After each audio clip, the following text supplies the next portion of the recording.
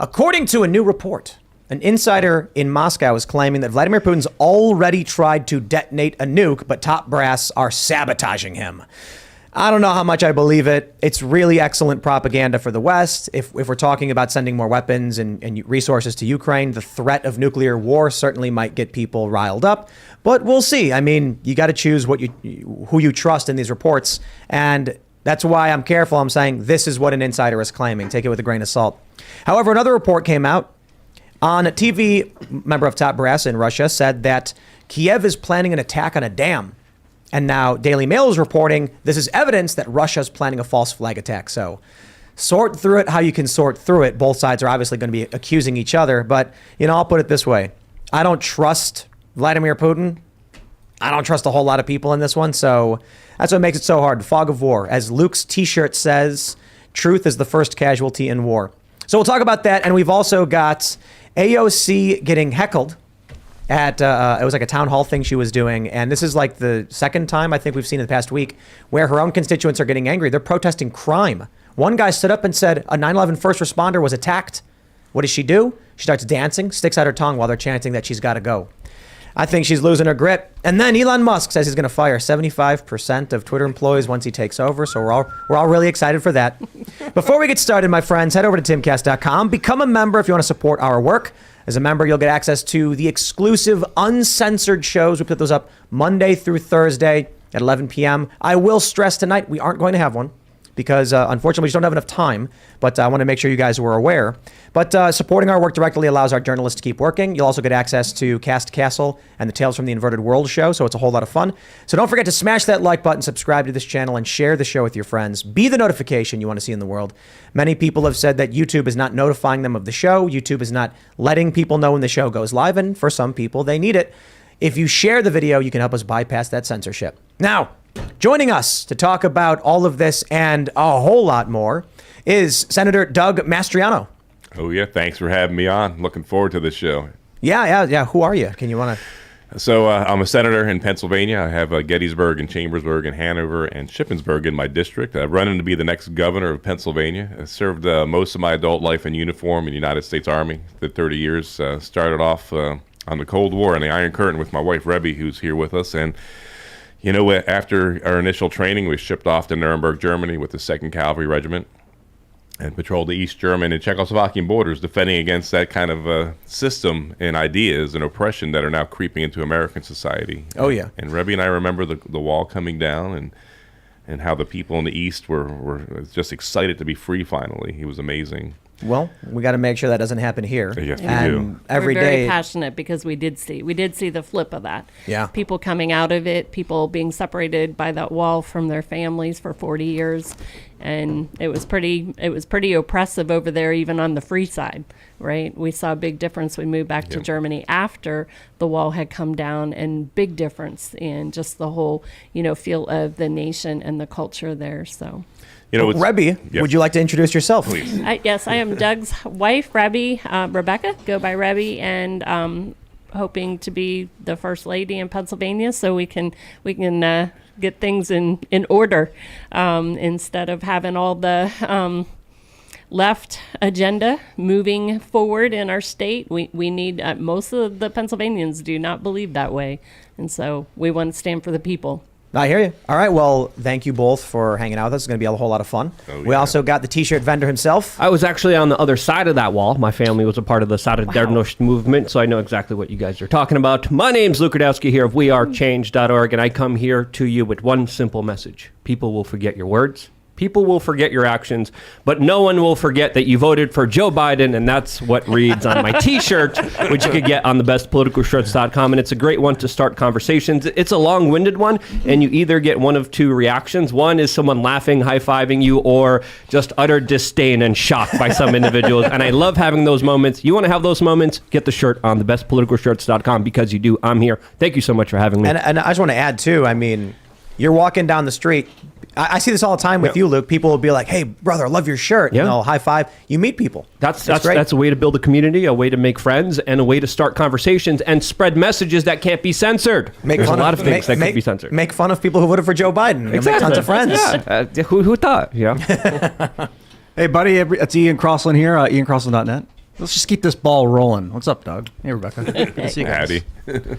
And I am Serge.com, flipping switches, pushing buttons. You know how it is. There you go. All right, let's jump into this first story from Timcast.com. Putin has already attempted to detonate a nuke. Was stopped by sabotage, insider says. Russian expert believes senior level officials are working against Putin to prevent nuclear detonations in Ukraine. A Moscow insider has claimed that Russian President Vladimir Putin recently attempted to detonate a nuclear weapon, but that his efforts were sabotaged by top brass at the Kremlin. The report published at the Mirror also says unspecified technical issues could account for the failure of Russian nukes in recent weeks. Unspecified. Well, of course, this could only mean one thing. Aliens. Because that's the conspiracy theory that whenever, like the aliens shut down the nukes. This is actually, people actually talk about it. I don't know. Literally. I don't know why they think that's true. I mentioned this briefly before the show. I said I think it absolves humanity of responsibility, and that's why people want to believe it. The reality is, I'll put it this way. World leaders, they're not above you. If you sit down if you're in a bar, you wouldn't even realize you're talking to someone because people are just people. You go into the courts, you meet politicians, you meet enough people, you meet people who are wealthy and own things, and you realize everybody sort of acts the exact same way. Obviously, people know different things. People have access to different things. But what I'm trying to say here with this is when your neighbor got angry at you over some petty BS, that same level of emotion can happen with someone like Putin, who's got his finger over the button. Do you think this story is true, Doug? I really don't buy it. I don't have any idea what Putin would have to advantage himself by detonating a nuke. I mean, obviously, he's talking. I'm no defender of Putin. I actually designed strategies to defend our allies in Eastern and Northern Europe against him. I don't want him in the Baltic nations. I don't want him in Poland, etc. But he needs to talk about nukes as a deterrence against the U.S. and NATO. Obviously, a red line for him was 2014, of course, when a new government came in that was pro-West, pro-EU, pro-NATO. We've seen a similar situation in 2008, of course, with Georgia. Georgia was bucking real hard and working real hard to get NATO membership, and Vladimir Putin's like, oh, no, you're not. So he swept in Abkhazia, South Ossetia, in Georgia, and waged that war, achieved his objectives, had a buffer zone, and then stopped. This, I have to say, I'm pleasantly surprised by the actions of the Ukrainian armed forces. Just who would have known that they would be able to stop Vladimir Putin and actually have a counteroffensive? Yeah, well, they were training since 2014. U.S. Special Operations were down there training every single one of them and preparing the landscape. And when you're an invading army, you don't have the advantage. They have home territory, and they have all the latest and greatest U.S. technology. Now, I actually read this article, and this article's all over the place. Number one, the Mirror doesn't have the best reputation. And they say in the article, quote, insider claims the launch was not done because of technical failure or by reluctant military chiefs. So again, who's the source? Who's telling you these stories? And number two, you can't even get the story correct. Which one is it? The Mirror is NewsGuard certified, Luke. What do you mean? NewsGuard says it's good. And another thing to understand here, there is a chain of command specifically with Russia when it comes to launching nuclear weapons that people should know about, because it's not just Vladimir Putin pressing his finger on the button. He also, in Russia, they also have something that's sort of similar like the nuclear football, but they have a briefcase that essentially notifies the general staff. The general staff have access to the launch codes. Then, after the general staff get the launch codes, they could give it to individual weapons commanders. Then they, of course, execute the procedure. Then they send the nuke. So that's the protocol. That's the chain of command that they have in Russia, which I think is also important to understand here. It's not just one guy pressing the button. And there are ways that the chain of command, the general staff, or the individual commanders could say, no, this is crazy. So, and that's a likely scenario here. Okay, but how about this? Putin leaked the story on purpose to scare people in the West to think that he's actively prepared and wants to use nukes. You know what I mean? Like saber rattle to the extreme degree. Yeah, but there is merit to that. We listen to any of his major speeches, and usually something about nukes comes up, or through a proxy of his. And so, yes, that's his deterrent model. Much as Saddam Hussein, I was part of Desert Storm liberating Kuwait, a war for energy, by the way, and we knew that. But then Saddam Hussein got rid of his chemical biological weapons, didn't tell the West, but he kept talking about he's going to use them against us as a deterrent. So I do believe that's a possibility. Putin wants us to know that if we take it to the next level, there's a high danger that it's going to escalate. What do you think? I'm not asking because I haven't read a lot about this or that the audience doesn't have an idea, but I'm curious your thoughts. Why do you think Putin decided to invade Ukraine, and why is this happening? Vladimir Putin has a bunch of problems on his hands. First off, he's a single commodity country. Basically, it's oil and gas. A few years ago, it was $70 billion a year. Now it's over $100 billion thanks to the gas prices. A couple issues, though. Ukraine has been drawing closer and closer to the EU, NATO, and the United States. The government is very pro since 2014, when most of these troubles began. He also has a population problem in that his demographics are shrinking as far as ethnic European Russians. I'm not talking about the Asians that make up most of his country. And that demographic, he would like to have them in my studies within his sphere of influence. I think the most vulnerable place in Europe, other than Ukraine, is Eastern Latvia, Daugavpils. When I visited there some years ago, I did not feel safe. And I was there in civilian clothes with a Danish buddy of mine. And it's like 90% ethnic Russian, and most of the Russians there stayed as a result of the Cold War, being stationed there. Their dads were military members or intel officials, and they're receiving a stipend from Moscow, by the way, as well, about up to $1,000 a month to live. The Russian citizens that are there are? The Latvians who are ethnic Russians. Yeah, things don't look very promising for the Russian Empire, and population decline is another major factor. And now with this war, that only has been exacerbated that much worse. It's a petro-state. Ukraine is also going to challenge them, specifically with the national resources that they have, the gas that they have, specifically in the regions that Vladimir Putin now is occupying inside of Ukraine. So there's a lot of things happening behind the scenes. There's, of course, NATO and their influence and them being on their border. There's, of course, the sphere of influence that Russia wants to still maintain in this specific region. And it's a back and forth challenge. And I think it was a desperate move. It was a desperate situation.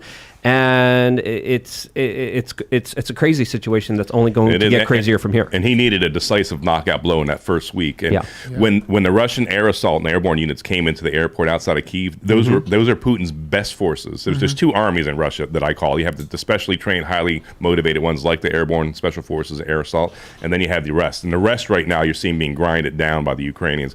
When they were beaten back, that was a clear sign that Putin was in trouble. This is going to be a long, protracted war. I remember seeing them land in the airport inside of Kiev and then not hearing anything else about them because they were nowhere to be found. And I'm like, that doesn't really make sense. This looks like a failed operation. That's just A-team. But if you remember in Grozny, when the Russians... So it's about buffer states. Luke, you said it. It's a buffer because Napoleon and the Germans in 2 wars and what have you. When the first attempt to go into Grozny in the Caucasus, and the Russians were beaten back, and eventually came back with overwhelming force. And I don't think Putin has that leeway, though, right now. Mm-hmm. Do you think it's reasonable in the sense of an armistice for eastern Ukraine to be split between the Ukrainians and the Russians, those freeways that go into Crimea? I think that's ultimately the goal, is to take those freeways to turn Crimea and Sevastopol into a trade hub. But do you think that's reasonable for Ukraine and Russia to share those freeways, to each take one and then or neutralize the territory in some sense? Are you saying like the eastern region goes to Russia? Or make it neutral, or just the freeway from the Donbass? There's 2 of them, and one of them could be Ukrainian and one of them could be Russian. So the land bridge that you're describing, Ian, is exactly what Vladimir Putin needed. And I think actually his idea of driving that land bridge west towards the Transnistria, which is a breakaway republic on the Ukrainian, Romanian borders. I think he wants to have a broader pro-Russian area underneath his grasp. It does remind me a bit, analogies historically are dangerous, but Sudetenland, 1938, Czechoslovakia, Germans there in Czechoslovakia, and of course I'm going to go, and the bad guy Hitler goes in and liberates, quote unquote, and we're seeing a similar thing. But the problem with Putin is the resolve of the West. I mean, how many billions of dollars of American money has gone in there? At least 100 on the books. Sick. I mean, it was at least there's secret budgets and then there's public budgets. The public budget is around 60 to 80 to 100 people guesstimate right now. But the House right now is talking about doing another $60 billion bill specifically just for Ukraine. That's a lot of money. And you think about the Germans are so proud because they came out and they announced they're giving $2 billion to the Ukrainians to fight the Russians. But the dirty little secret is they're paying $2 billion a month for Russian oil and gas. The hypocrisy. When Trump remember in 2018 in the UN, Trump gave a speech and lectured the Germans about Reliant, and they were laughing at him and mocking him. Who's laughing now? Yeah, not the working class in this country who are looking at their gas tanks going. We hit, what was it, 5 something a gallon? It went down. Now it's going back up. California, it's $8 in some parts. Or the Germans who are told prepare not to take hot showers this winter because of energy costs. Did you hear this? The BBC is preparing scripts for when they have to announce the blackouts in the UK. It's UK now. That was the Guardian. We talked about that the other day. Yeah. Do you see any resolution to this? Because all I'm seeing is escalation. Obviously, the winter is going to stop a lot of the fighting. But Putin is kind of posturing like he might launch another invasion from the north with Belarus right now. All I see is escalations. Do you see any way that this could possibly de-escalate? I know Putin said he's open to negotiations during the upcoming G20 meeting. Do you think that's going to be successful? I viewed a Russian broadcast last night that was talking about how there's going to be no operations this winter. I think there probably will be, but it'll be minor. I see no off-ramp this year. Yeah. What do you think an off-ramp would look like? Negotiated peace, but it's going to have to be the United States. This is a hard thing to say. Do you tell Ukraine to give up, Ukrainian territory? You know what the sad thing is? Well, is it sad? I don't know. 1994, the Bucharest Treaty. Remember that? That Ukraine was like the third largest nuclear power in the world at the time. That's right. And the United States, Russia, and Great Britain promised to defend their borders if they'd give up the nukes. And they gave up the nukes, and who's defending their borders? That's the problem we have. And Russia promised not to invade them if they gave the nukes. That's right. And then here we are today. And the problem with this is it sends a signal to every country: build nukes as fast as possible, or else. Exactly. That's nightmarish. That's what the Indian General Staff, after the Desert Storm in 1991, and that was my first combat experience there, they did a study in 92 saying we have to get nukes to prevent this kind of attack on us from any country, not specifically the United States. Yep. They're the breadbasket of Europe. They're, and they have a long, tumultuous history. I called them the Afghanistan of Europe, because when you look at all the violence, all the bloodshed, specifically in Ukraine, it is a major clash point. And people were kidding themselves not to see this as an upcoming major proxy war that's happening right now. And, I could only hope it de-escalates, but I think this could even last a decade. I think it could even last more than that, especially with the way that these wars are fought, especially with how close the people are, especially how there's neighbors fighting against each other, which is atrocious, which is absolutely horrible. I think we should try to stop it, but at the same time, I don't see it stopping anytime soon. Ukraine would have to sacrifice the eastern region. They'd have to give that up. It's unless Putin just eventually gives up. But I think Putin can and will use nukes. Albeit I don't have nearly the military expertise you do, Senator. But my concern is that Putin he's ideological, and he's looking at the end of the great Russian Empire, of what Russia is. I don't see him just eventually going like, well, we lost this one. I think he looks at it like, we will be great. We will never back down under no circumstances. If he loses in Ukraine, he's done. Right. And you hear rumblings now. I don't think it's as viable as Western commentators are saying, because he's been very successful in eliminating opposition around him the past 2 decades. Actually, he's actually the longest ruler since the czars at this point here. I mean, it's incredible. Ukraine, wow, if they can push through this winter here and then have time to rearm and refit and retrain with all this new equipment and this money, hopefully, that's going to the battlefield, they might be able to start putting the Russians back. But then what do you do, Vladimir Putin, when your armies are pushed out? And that might happen. Nukes. Or buy small ones. Can they afford to buy eastern Ukraine? It cost them $300 billion. The Chinese are. $500 billion. Yeah. Well, this is why the Chinese have a weird kind of situation on their hands here, because they're a big trading partner with Ukraine. They have a lot of relations with Ukraine. But at the same time, they're still geopolitically opposed against the United States. So this is a very weird situation for them. They're kind of like 1 foot in, 1 foot out. But I think they're also a country that we should be looking at right now, especially when it comes to Taiwan, especially when it comes to the bigger geopolitical picture, especially with BRICS and the petrodollar in question with Saudi Arabia. So, let me pull up this next story real quick, and we'll get back into it. Okay. From the Daily Mail. Russia plans false flag attack on hydroelectric dam to flood Kherson in latest attack on energy plants as Ukraine brings in 4-hour blackouts to tackle electricity shortages. So that's bad. Now, what they're saying is General Sergei Surovikin, Russia's new supreme commander in Ukraine, has spoken to Russian media in recent days about what he called the devastating strike on the Nova Kakhovka dam, which he said was being plotted by Kiev's troops. Surovikin, who has also been preparing the Russian public for a retreat from the region, said the blast would flood Kherson and cause widespread damage. They go on to mention in the article that according to experts from the study of war, it's actually them prepping us to accept a false flag attack. Because what's really happening is they're saying, hey, look, they're going to attack us. Then they blow the dam, knocking out power in the region, retreating, and then blaming Ukraine for it. Who do you believe? Yeah, that's... Go ahead. You wanted to say something before.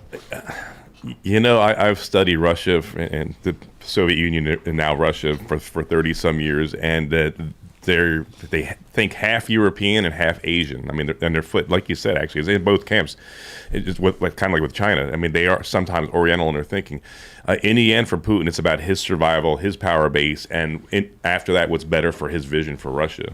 Yeah, I covered this story in my earlier video today on my channel, and it's the United States and U.S. intel saying Russia's going to launch a false flag attack to flood this. Russia is saying the same thing on their state television, and everything they're saying is almost the same exact thing, except you reverse the major actors here. They're saying the United States is going to be launching a false flag attempt, and we've seen this kind of rhetoric heat up, especially today, which is concerning to say the least. But anything could happen. I think we should always be skeptical, but when it comes to this larger war, we have to understand that there's also unconventional warfare. What happened to Nord Stream wasn't an accident, and I think we have to look at our infrastructure as it's also a potential target for the Russians or the Chinese or even third parties that could intervene and say, hey, it could be in our interest to spark up this conflict, make it a bigger conflict, and it might not even be Russia or the United States that could set up a false flag. It could be a third party, a country, or another special group that comes in there and it's like, okay, fight each other as we rise to power. So obviously the concern is a humanitarian crisis. So we have the Dnieper River has cut off the Russian troops, of course, that are in the Kherson side of the west side of the river. The Ukrainians are poised. They've knocked out most of the bridges. The Russians are resupplying with pontoons and boats and what have you. That can't be sustained for long combat operations. So if there's Russian forces trapped, I think that dam is going down no matter what. What's surprising to me in my early days in the Army, the Soviets, the Russians, were far better at disinformation and information operations than they are today. Putin has two audiences, the international audience and of course his domestic. His domestic audience thinks he's fantastic. He's got 80-some% positives despite the bad news. Does he really, though? How much can we trust of their media? According to Trafalgar. Yeah. I do think he tends to be popular. I mean, he's the macho man. You know, we all have that image ingrained in our brains. You know, in a T-shirt on the back of it. He has high approval numbers because he turned Russia from an international joke to a place that, of course, made sure that people weren't drinking all the time. One of the biggest reasons why Putin is as popular as he is because he's not drunk all the time like the previous leader was. Yeltsin. Yeltsin, exactly. And then when you see him reprimand people who do get drunk, who are in the factories, who are in major institutions of power in Russia, he makes an example out of them. And even when there's occasions to have a drink or have a shot or have cheers, he's like, no, I'm not doing it. So that's, one reason why people see him as this kind of, savior to Russia and their interests and their country. But at the end of the day, it's just another politician. And how long can he last with losses and casualties stacking up? Afghanistan, 8 years later on, 8 years of a war with Afghanistan, they finally withdrew in 1989. I mean, but this is Russia's strategy, hasn't it always been? Just send ridiculous amounts of your troops until you just overwhelm your opponents? That has been their approach since World War I. Yeah, human wave. Not in Vietnam. Yeah. They were happy to fight the limited war by sending arms into Vietnam. Yeah. I think after World War II, they realized it's just not a tenable way to So fight. proxy wars using allies against the United States, and then that flipped in the 80s when Reagan started using proxies in Latin America and elsewhere, and in Africa as well, and then in Afghanistan, where we finally realized we don't have to do all the fighting ourselves. The policeman of the world. Remember that? I mean, that notion from some years ago. Mm-hmm. Limited war. So, it was a Henry Kissinger doctrine Yes. that they kind of instituted. Vladimir Putin is using this culture war rhetoric. There's a lot of people who feel that in the West right now we've got these degenerate, deviant, and just abhorrent ideologies emerging from the left. Vladimir Putin seems to be capitalizing that, outright calling out this stuff as Satanism. And so there are a lot of people, even in the U.S., who think he's actually this great Christian nation fighting back against evil and degeneracy. Yeah, he's also speaking out against child conversion therapy. Right. But is this him realizing there's an opportunity to propagandize, or does he actually believe the things he's saying? Well, I mean, he has a problem on his hands because I know he wants to identify that as traditionally Russia, but Russia today is becoming more and more increasingly Muslim than it is Christian or European. True. What is Russia today? I think it's hard to get our minds around, in America, but I think that's part of his land grab with, south of Chechnya, Abkhazia, and Georgia, and now in eastern Ukraine. They're ethnic Russians, but something really went wrong. Since 2014, Vladimir Putin has managed to forge a Ukrainian identity, whether you're ethnic Ukrainian or ethnic Russian. They now identify fully as Ukrainian. Most of them. There's always exceptions. I was there when the Maidan protest started, and so I was. It was awesome. I mean, the saw it. food was great. I saw the building that they set on fire. I got to see the statue that they'd pulled down of Lenin. Wow. Yeah, there's a long, complicated story into how that all went down. But I met a lot of these people, a lot of young people, and they all basically said the same thing. We remember what it was like under the Soviet Union, and we never want to go back. Mm-hmm. So there are a lot of people who talk about the Eastern region, and it's probably true for in the East. A lot of people who are ethnically Russian, they speak Russian and view themselves as more Russian. But then you're going to end up with a split in the country from people who are like, I remember the Soviets, we're not happy with that. And then there are going to be a lot of people who are just like, I don't trust the West. I don't like their ideology. You remember, and that's interesting because their grandparents lived through the Holodomor, however you say it, the forced starvation by Holodomor? Stalin. Yeah, that's it. In 32, 33 over the winter, and 7 to 10 million. We don't even know how many died, Ukrainians, and happened in other countries. I mean, it's a tough situation, and Putin is stuck now. He didn't have his decisive knockout blow. He did not get Zelensky. He did not take Kyiv, and now he's stuck in his fight. I'm just surprised. I mean, there are a lot of people who firmly believe Putin is winning. I think that's just not true. I know there's propaganda, and it really annoys me. Like, you pull up American social media, and every single video is like some Ukrainian soldier flicking a cigar, being like, ha, ha, ha, and I'm like, come on. Like, I know they're not winning every single fight, but you look at where the major news is breaking, where the major moves are happening, and what Putin's doing, and they're getting pushed out. But there's a lot of people who just, I suppose they don't want to believe it. They want to believe that Russia is winning, he's advancing, Ukraine is not winning. My thought on this is just, did Putin not realize that NATO was going to be a proxy war with NATO? I mean, you have Russian pundits saying since the beginning of this, I think in March, they're like, we're at war with NATO. Okay, did he think he was going to win that? We're providing intelligence, we're providing weapons, training. Not only that, our citizens, volunteers, and now we're learning from The Intercept, actual U.S. special operations on the ground in Ukraine. Why would Putin think he's going to go up against NATO and win? Is it a last stand, or what is it? Yeah, I think he underestimated the resolve of the Ukrainians, which I did too as well. I'm surprised that they were able to beat back the air assault, airborne forces, and then overestimated his own forces. On paper, good army, pretty modernized, the frontline forces, but look what happened. I mean, but this also betrays a point here. We have to, and Pennsylvania plays a role in this. I mean, energy. Yeah. So we're in this energy crisis here. We're told gas prices are going up because of Putin. That's Biden's line. But Pennsylvania has the resources to become a leader in energy in the world with our natural gas. We have one of the largest natural gas deposits around the globe. We have great high-quality coal. We have high-quality oil. So my goal is, as governor, of course, is to make us number one in energy production. There's $100 billion of potential wealth out there to be received by Pennsylvania if we could produce that much. It's all about capability. My goal is to have a pipeline to Philly, out to Delaware, so we can start exporting to Boston, because Boston had to bring in Russian ships in 2018 in that cold winter. You remember the madness because of there's no pipelines from Pennsylvania, so they brought in 2 ships from Siberia, 4,000 miles away. So I want to be able to support Boston, but maybe export also to Germany, get them off of Russian oil and gas, and maybe our friends in Poland, and for sure the Lithuanians have already committed that they wanted to buy it off of Pennsylvania. I was willing to entertain a lot of this go green stuff for a while. But the moment you come out and say, Joe Biden says he wants to get us off fossil fuels. He says it was part of his campaign when he ran for president. Then he shuts down Keystone. Then he bans fracking in certain areas. And then he goes to Saudi Arabia and begs for oil. Yes. I'm like, it's not about stopping fossil fuels. I don't know what the actual, actually, let me just ask you, how does this make sense?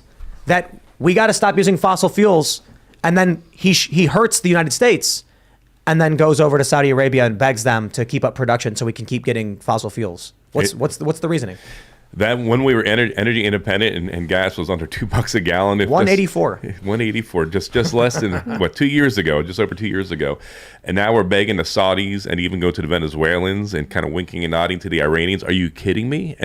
And exporting our wealth over to these foreign countries who aren't really that friendly. I mean, we have a good relation with the Saudis because of necessity, because who's around them, and it's a rough neighborhood.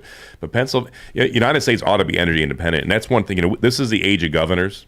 I'm glad you've brought other candidates on the show here. Pennsylvania could lead the way in making America energy independent once again. Why do you think it is that they're advocating for no energy independence at home while begging others for energy? I mean, do we just not understand, or is it just... I wonder if it's that Democrats know their base wants environmentalism, but they also know you can't have cheap gas and environmentalism, so they're just lying. I think it's exactly that. I think they're driven by a gross ideology here that's making life harder and more expensive than the working class people the Democrats claim they represent. Yeah. Let me jump to this story real quick. We're after the Daily Wire. But just really quick before doing that, they got to build back better somehow. What better way than to destroy the previous version of it? And I really wanted to ask you a question, Doug, because the Biden administration has specifically stopped domestic energy exploration and production. Will they stand in your way as governor, and can they stop you from doing what you want to do? In state, that's my alleyway. On state lands, I can completely control that. On private lands, with the cooperation of landowners, I don't know if we have time. I got a 4-prong approach. It's called the Pennsylvania Energy Independence Act. It's not a gimmick. It's actually, I developed this with the energy sector, and of course, we want to do it responsibly. We want to do it cleanly. We don't want our trout being killed and poisoning our land. Obviously, we don't want cancer-causing agents, and the energy sector has proven they can do it, better. The first part, of course, is rolling back our entry into this regional greenhouse gas initiative, RGGI, which is it's a carbon tax. It's doubled almost our cost of energy in Pennsylvania starting the 1st of June. So on day one, we're going to be out of it when I'm sworn in on 17 January, and you'll see immediate relief for the working class people out there, savings in energy. So it's not a choice between heating and eating. Part 2 of that, of course, is rolling back about 8 years of regulations from our Department of Environmental Protection within Pennsylvania that have gone too far, because it's so restrictive that they're driving energy or businesses to Ohio, West Virginia, and Texas, and I want them back in Pennsylvania. And then, of course, I talked about the pipeline, one coming across from Pittsburgh area to Philly, and I'll bring lots of great jobs. I'll bring security as far as energy goes. It will improve it for NATO.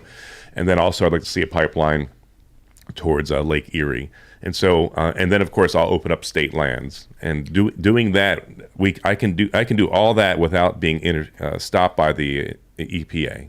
Let me pull up this story. It's from the Daily Wire. Bill Gates on energy crisis. It's good for the long run. The reason I think this is so important, let me give you a bit of context here. They say the billionaire and Microsoft co-founder explained during an interview with CNBC that although global economies cannot immediately discard oil and gas, current shortages in the European energy market will prompt a faster transition away from fossil fuels. Quote, now without the Russian natural gas being available in Europe, it's a setback. We need to find non-Russian hydrocarbon sources to substitute for those. Keeping those economies in decent shape is a priority. Now, on the other hand, it's good for the long run because people won't want to be dependent on Russian natural gas, so they'll move to these new approaches more rapidly. Here's the point. For all of the people that are very concerned about climate change and the environment and all that stuff, hey, man, I hear you. But these people are lying to you. They're saying it's good that Europe's in an energy crisis right now. Italy, they're using candlelight for their stores. The UK is preparing scripts. This was the Guardian reporting. The BBC is preparing these scripts for when the blackouts hit. Now you've got in the United States, you've got gas in California at $8. You've got gas on the rise nationally. It's over $4 something right now. They're telling you we have to stop using this stuff because of climate change. And then Joe Biden goes to, as you mentioned, Venezuela, Saudi Arabia, and just says, keep up their production. They clearly still want this stuff. Their agenda is it's political, and it does not match what they're saying at home. So I used to be all about like, okay, let's find renewable energies. Then I saw them going overseas to our adversaries, so we're dependent on them. Okay, Bill Gates can point out we don't want to be dependent on Russia. You know what that means? It means American energy independence. And it doesn't mean walking away from it. And we have it. And I'm no fool. I'm cognizant. I'll be challenged, of course, by the EPA and the Biden administration when I'm governor next year. But we're going to do it because that's underneath the constitutional power of the states. The reason why I would say this is the age of the governors, we saw during the COVID shutdown, which was eye-opening for all of us, whether conservative or not, we saw how dangerous this trend was towards tyranny and stripping away our freedoms that we just took for granted. We saw Pennsylvania with very restrictive powers by Governor Wolf, and never was a governor more appropriately named. And then, of course, Ron DeSantis in Florida. And I kind of say this jokingly, but I really do mean it. I want to bring a little bit of Florida to Pennsylvania as far as freedoms go. Yeah, but guys, this is not what Bill Gates wants. And what Bill Gates wants is what Bill Gates gets, okay? He paid how much money to the corporate media? $250 million. He bought a lot of influence here. He helped spur on the Inflation Reduction Act, which doesn't actually reduce inflation. But we have to understand here, when he's talking about new approaches, he's also talking about specifically the businesses that he has invested in. So he's not talking about energy independence because of the United States drilling and exploring domestic energy. He's talking about unproven proven technologies that, again, have not been tested, most likely are insufficient. A lot of people are calling them scams, and rightfully so. And when we see this larger problem in the United Kingdom, people will suffer. There's a big potential for blackouts. People will lose their savings, their money, because they're trying to just afford the ability to heat their homes. And for Bill Gates, this is a good thing for the long run. This is his approach. Human suffering is good for the long run. If those are your tactics, what's going to be your end game? And the end game is going to be the same thing. And the carbon that he wants to reduce is, of course, you. Greta Thunberg, how dare you? She comes out, she says, we got to get off carbon and all that stuff. And I'm sitting here and I'm like, okay, I don't like the plastic in the oceans. I don't like the pollution. You mentioned we don't want our trout getting sick. I'm like, and I want clean. I want to go out to the wilderness on a hike and see no pollution. I don't like when people throw garbage on the ground and stuff like that. And then I see that she's not talking about China or India at all. Yep. And they're such massive polluters, some of the largest, way more than the U.S. They don't mention that the U.S. has actually reduced its carbon substantially, more so than these other countries. Way more. They cut down our energy. They drive up our costs. They make it harder for the American working class.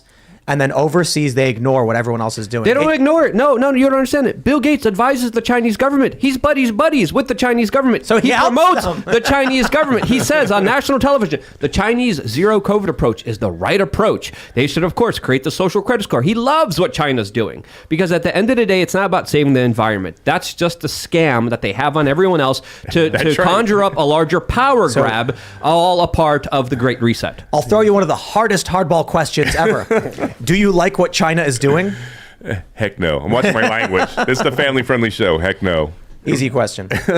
Yeah, I'm concerned not just about the lies and the manipulation. I'm concerned about, China seems to be very much invested in us embracing ideologies that are ripping this country apart. So while they're massively expanding, while their population is much larger than ours, while they're sinking Vietnamese fishing vessels, they're polluting like crazy.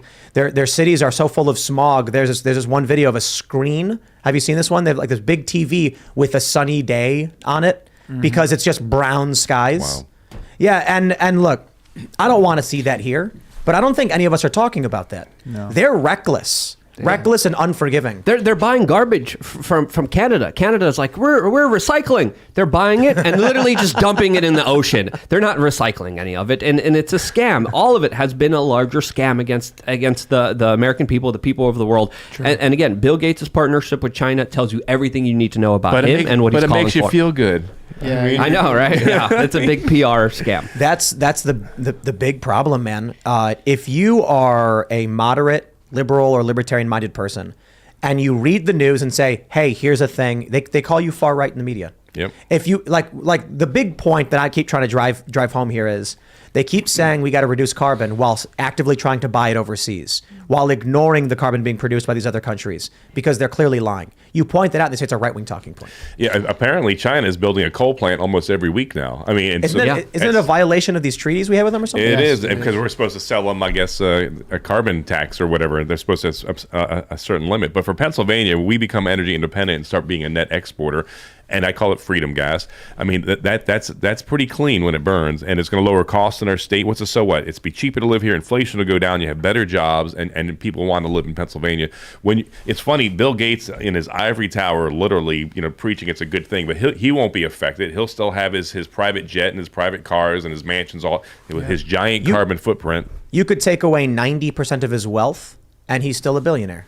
That's true. Yeah. He has a lot of beachfront property for someone who thinks the ocean levels are going to be rising very soon, which is suspicious. And he probably has a bunch of apocalypse bunkers. He's the biggest farmland owner in the United States. He was asked directly, "Hey, how come you don't institute a lot of your green policies on your farms?" He's like, "I don't know. We don't have to." And I'm like, he just got called out for his hypocrisy, and it's hypocrisy after hypocrisy. And Epstein's friend here is not a good person, and he doesn't have your best interest at heart. Well, so let me ask you, when you're talking a lot about energy, natural gas, is that specifically what you're able to produce? Are you talking everything?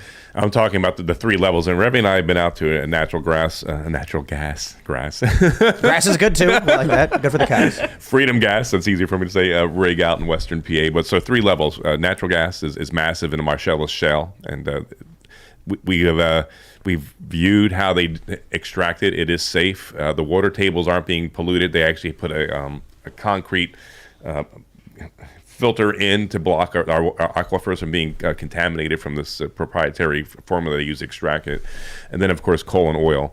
The oil is very high grade. I mean, it's the kind of stuff that you use in important machinery. Any thoughts on this? I think they said they could, if they had a plant in Pennsylvania, they could actually turn that into gas for the cars as well. Yes, Rebby's right. And so I was talking with one of the energy producers, and he's like, all we need is a refinery in Pennsylvania, and we can turn our natural gas to automobile gas. I'm like, you've got to be kidding me. Let's do that. Gasoline? Gasoline for natural our cars. gas into gasoline? Wait, methane into gasoline? I don't know. I didn't ask him for the details, but I just said, let's do that. Have you heard about, I think Ian brought this up. Was it you? That they turned plastic into diesel? Yeah, you can That turn was Ian, plastic. yes. Yeah. They found like in deoxygenated, high pressure, high temperature environments, you can melt plastic back into oil. It needs to be refined into gasoline, but it's going to become a valuable commodity is recovering the plastic. Yeah. What do you think about stuff like that? Would you be interested as governor in exploring ways to other ways to source energy and fuels? I mean, we have this stuff sitting around in the garbage heaps stinking up. I mean, and in the oceans. Let's use it that way. You can also upcycle coal into graphene, which is like, I don't know if you're familiar with graphene as a building. Here we go. Do you even, Everyone drink. 21st century building material. It's like steel, more conductive than copper. It's like a capacitor, like a battery. It's pure carbon. What do you do? You like take two sheets of it and you twist it or something? Like you can do twistronic graphene. You can take multiple sheets of it, and they're layering it on top of each other. I think it's 1.13 degrees. Eventually, It's they're making Ian's thing. superconductive carbon. It's a powder here. Yeah, this I was is gonna pure say, carbon, should show and them you that. can hit coal with lasers and turn it into this stuff, and then it burns cleaner, and then you can turn it into building materials, wiring. And what's going to happen by 2029? It'll be globally. This will become the new. It'll be adopted essentially. Peak graphene 2029. So if we get on it now and we start producing this stuff early, let's. Ohio University is working on the upscaling of coal pretty heavily into graphene. I would love Pennsylvania to take the lead on something like that. That'd be fantastic. But check this out. Ian brought this up. So Ian's thing is graphene. When he's graph Ian. But graphene is, he's writing it down. Ian, you got one. So, but here's something really interesting that Ian brought up. At the turn of the century in the 1800s, 1900s in New York, they said that there's going to be horse manure piling 10 feet high. The city will be unlivable. It'll smell. Then the car got invented, and there was no horse manure at all. It was gone. But there was a lot at the time. Ian brings up a good point that we're talking about global warming with carbon in the atmosphere, but they have carbon capture technology that can pull carbon, and they can mine it from the air to produce a material like graphene. So when we're talking about all this climate change stuff, it really does feel like people are discounting human invention, that we might actually, as Ian points out, have too little carbon in the atmosphere at that point when we start complaining about it. It's getting too cold. We'll be able to, you withdraw the carbon dioxide from the atmosphere, you can deposit it on metals and then turn it into graphene, the carbon. You strip the carbon out of the carbon dioxide. You can also take methane out of the atmosphere, turn it into carbon dioxide, and then turn it into graphene. What's going to happen is we're going to create an industry where we're mining the air, and then we're going to start competing with trees for carbon dioxide. So we got to be real careful about the way we set this global industry up. Ian's saying burn more gas. Wow, gotta burn more. It's not a bad idea. If you can capture the carbon right out of the smokestack, that I think is ideal because you're not introducing. But at the same time, we got to start cleaning up what's already out there too. I love it, especially since we're the second largest producer of hardwoods in the North America. So we got to balance that. That's for sure. That's amazing. What about sustainability? I mean, this can't last forever? Is there a timetable on how long you'll? So I looked at a report, and obviously there's a lot of geological interpretation here, but they're saying we have about 2 or 3 centuries worth of energy underneath our feet in Pennsylvania. Wow. Yeah. But what about 2 or 3 centuries later? By then we're using fusion energy. Yeah, by then we have graphene, and we have all kinds of, we have Mr. Fusion on the back of our cars, like in Back to the Future. Oh, yeah. Let's talk about crime. We got this story from the Philadelphia Inquirer. Yes, Wawa's decision to close 2 stores is a dire statement about public safety in Philadelphia. Despite assertions to the contrary, the move by the locally based convenience store chain speaks volumes about the state of crime in the city. I'll just give you my personal story in the state of crime in the city. We didn't live in Philly. We lived just across the bridge. We're in South Jersey, 5 minutes away from the bridge, when the riots happened in what they call the Summer of Love, the 529 insurrection. I thought we were fine. I'm like, well, we're not in Philly. We got the river. There's people aren't gonna. No, I heard the helicopters. I heard the sirens. The rioters crossed the bridge. All of a sudden, now I'm sitting here thinking, I'm not going to sit around here and wait for this level of violence and this crime. So we decided to leave. We came down to the tri-state area here, West Virginia, Harper's Ferry. And since then, what we've seen out of Philadelphia has been horrifying. I mean, as soon as we got out, we saw the story of the guy holed up in his house shooting at cops. We're hearing you had the Wawa where everyone went in and started ransacking everything. Now Wawa is leaving. We see this in Portland, too. They just shut down, I think it's the Pearl District Starbucks because of crime. Not that, it was only a few months ago, they announced 16 other stores nationwide will be shutting down because crime is skyrocketing. So what's going on, man? Why is crime through the roof? What can you do about it? What can we do about it? It's funny, crime comes up a lot in the federal Senate races, but there's nothing a federal senator can do at the state level for crime in a Exactly. state. Yeah. And so it's a bit disingenuous when they talk about, they're going to bring, law and order back. It's like, dude, constitutionally, how do you do that exactly? But a governor has a lot to say about it. The irony is, of course, my opponent is the attorney general. He's been in that job for 6 years, and he's got one job, enforcing law and order, and he's failed on his watch. John Adams said facts are stubborn things. And so let me just give you some facts. I'm not a politician. I don't do sound bites like that. But the fact is crime has gone up nearly 40% on his watch. Statewide? Statewide. Wow. We're the fourth highest in fentanyl deaths. Rebby and I were there in Kensington a couple weeks ago. I'll have Reb describe what our experience there. Homicides, we're looking at on track for about 600 this year. It's about 430 as of today. 1,000 carjackings, 4,400 robberies, a couple thousand shootings. The gravediggers in Philadelphia said they can't keep up burying the dead teenagers.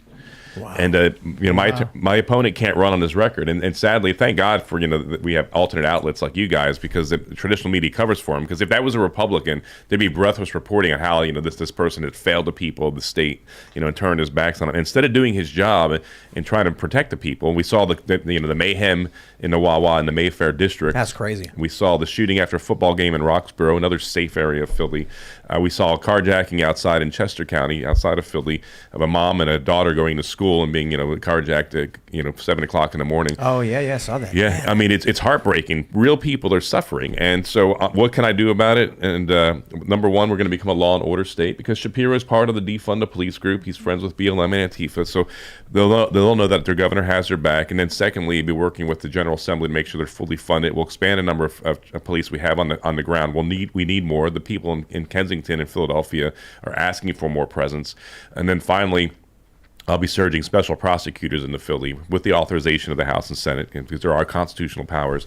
Josh Shapiro was given that authorization and he refused to use it. And instead of putting criminals in jail, he's worked with the Wolf administration to release about 10,000. I know Fetterman's getting hit on the head a lot about how he's voted to release on the parole board, all these murders, what have you. Josh Shapiro is also on that board.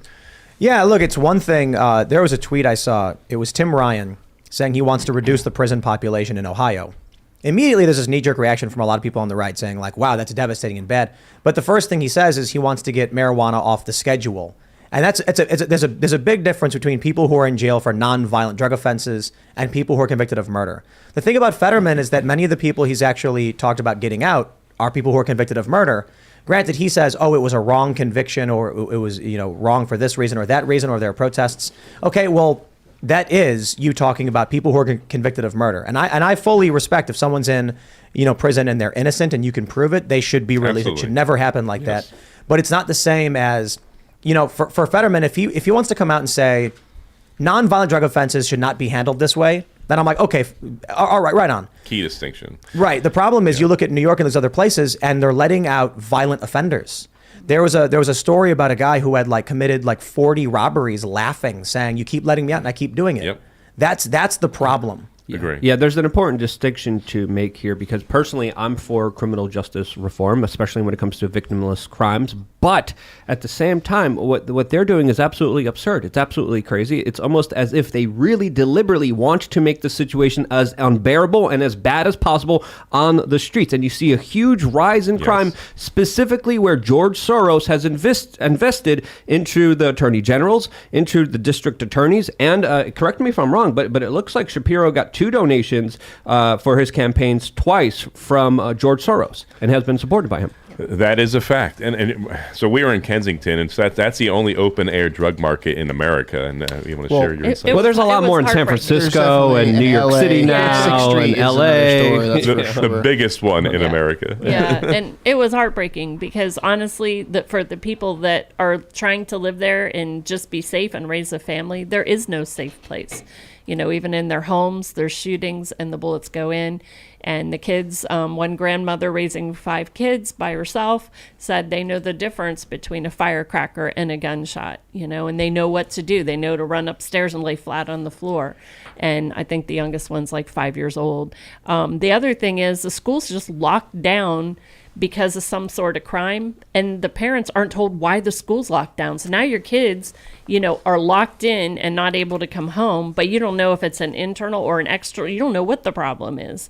And so there's just a lot of fear that it's instilling into the parents because they don't know every day if their kids are going to come What home. happens when a school gets locked down? Like, how long is it locked down for? I think various times from what she was telling us. We talked to different people when we were down there, but her story was it just keeps happening. It's something that's almost weekly, and it varies. You know, it might just be, you know, for an hour because they heard there was something in the vicinity, and so they were trying to keep the kids in before they let them out, you know, to head home. But you know, sometimes it's internal, and if that's the case, I don't know how long that might be. Might be for hours.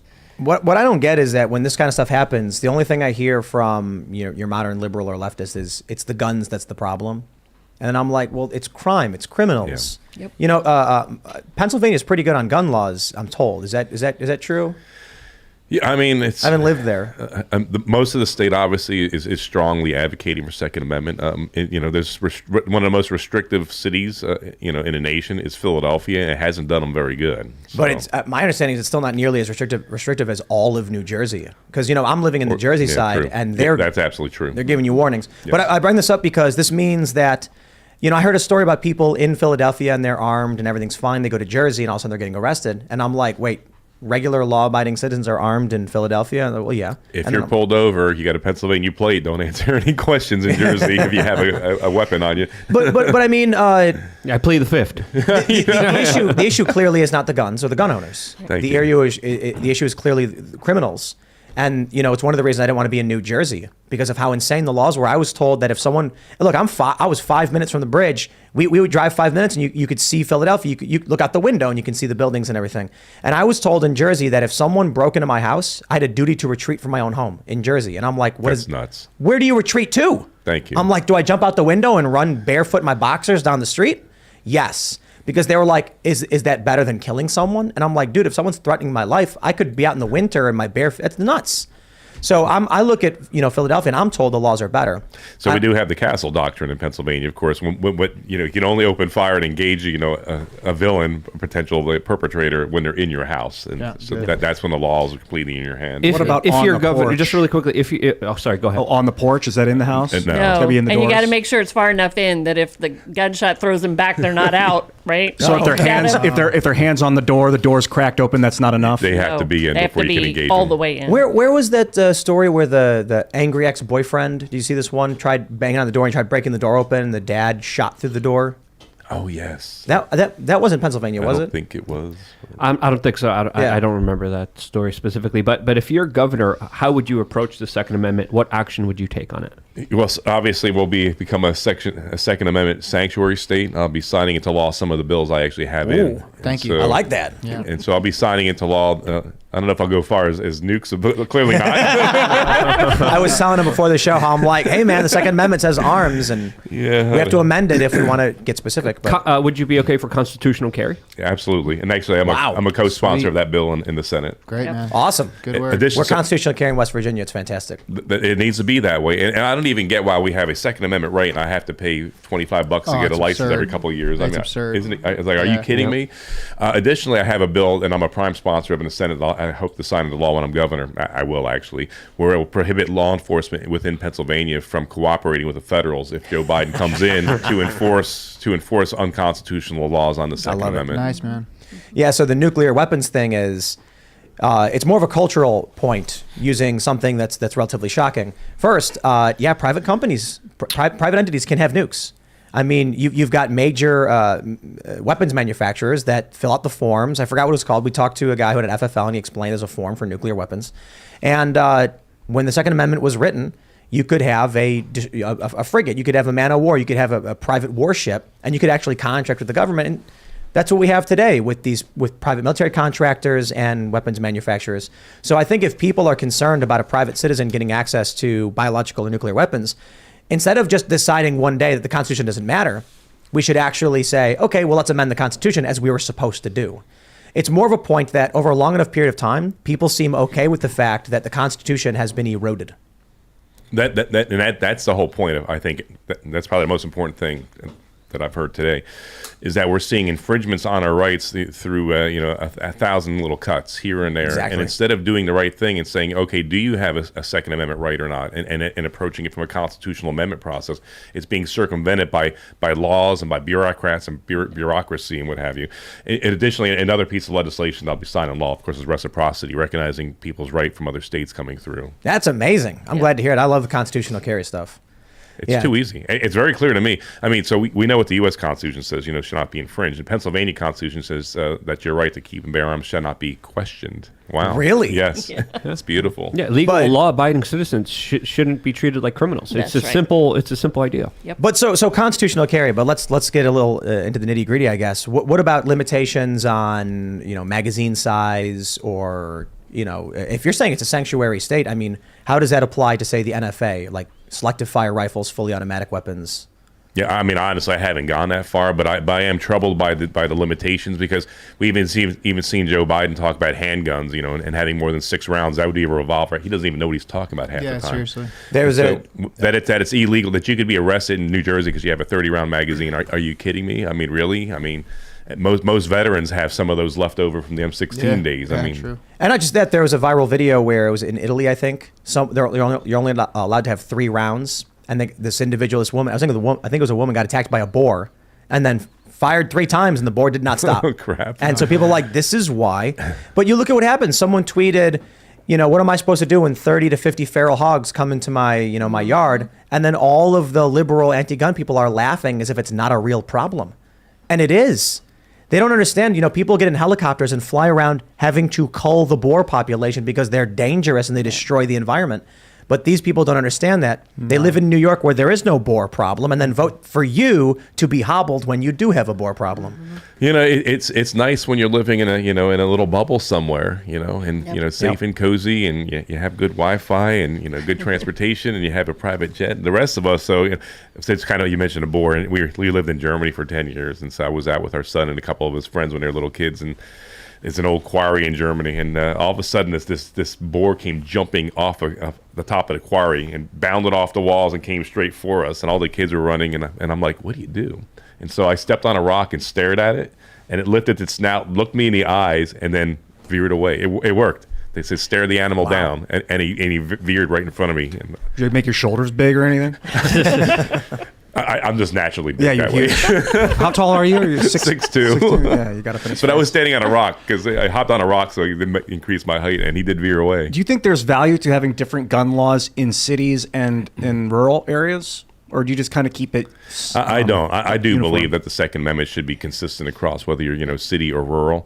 The lawlessness in Philly. I mean, if that mom had a sidearm with her and a carjacker came, she could have put him out of his misery instead of being terrorized and what have you. I honestly think there wouldn't be a carjacking. That's because true. people would be like, I better not even try because this woman's probably on. I remember in the 70s, I had an aunt that lived in Florida, and we go visit her down in Vero Beach, and we were told don't beep at people back then because they might just shoot you. So yeah, an armed society is a polite society, and we have to understand it's basic principle. You respect other people. You don't freak out. You don't curse at people. You don't try to attack people. You don't try to steal their stuff or violate their rights. And as long as you do that, you'll be fine. But again, we also have to understand the criminals will always find guns. They will always have, things like machine guns. They will always have 30-round magazines. And if the general public is limited to, let's say 5 rounds, right?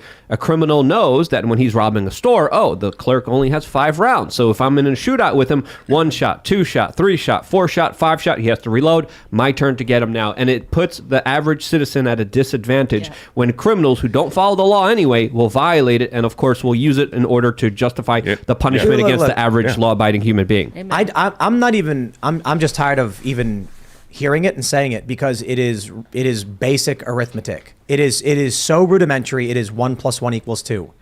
If citizens can't have guns and criminals are already breaking the law, you're basically just saying the people who don't care about the law can carry weapons. It's just 1 + 1 = 2. And everybody listening to the show knows it. Everybody at this table knows it. And we keep saying it, but it doesn't resonate with these people who are trying to ban guns, that the people, only law-abiding people are going to pay attention to those laws. Yeah. How do you solve this? And the bottom line, do we have a Second Amendment right or not? And if we don't, then do a constitutional convention and not come here and slowly strip away these rights here and there. Because you're right, when you take the weapons away from the innocent, from the citizens, of course, then only the criminals will be armed. And we've seen that over and over again. You look at Chicago. I mean, I'm from Chicago. Oh, the wild, wild west, man. Mm-hmm. And this is why I always tell my friends who aren't from the city why you don't get involved in road rage incidents. Why, I'll be driving with a friend and someone will cut him off and start wailing on the horn and flipping him off, and I'll be like, "You want to die?" Because you never know if who you're flipping off is going to be some gangbanger who's looking for trouble. Yep. It's a city where the criminals, the people who are intent on committing crimes or who outright just don't care about the law, are the ones who are armed. You never know. So it's funny. An armed society is a polite society. Well, in that respect, in Chicago, don't pick fights unless you know for sure. Or don't pick fights, outright. And then don't get into a fight, even if it's unless you know your circumstances. So what I mean by that is, if someone is getting up in your face and they're threatening you, the fight you've always won is the fight you've avoided, is the saying. Chicago's a place where I've seen people get into fights that it's just like, you want to talk smack about me, put up your dukes, and the guy goes, okay, and pulls out a gun, and they're going to be criminals. And the other issue is, if they have a gun, these people are more likely to hurt you with it, as opposed to your law-abiding citizen who does not want that fight. So that's why I've, especially growing up in Chicago, I've just been like, we'd be better off if the people were scared to come near me to commit a crime, because I'd be armed. Because I'm telling you, all the criminals are armed as it is. They make videos of themselves waving the guns around, and all we can do is cower and cross our fingers and hope they're not going to shoot us. That's how crazy it gets. For the most part, you don't got to worry about getting shot in Chicago.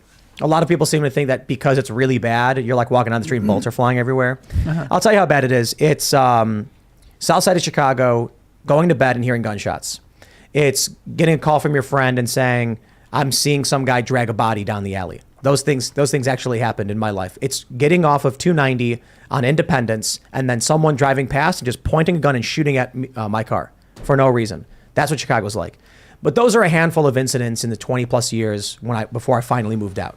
So, some people have this idea that you go to Chicago and then every day you're going to be getting shot at. No, but should you ever, you're not going to be happy about it, right? Mm-hmm. So something's got to change. Let's jump to this next story.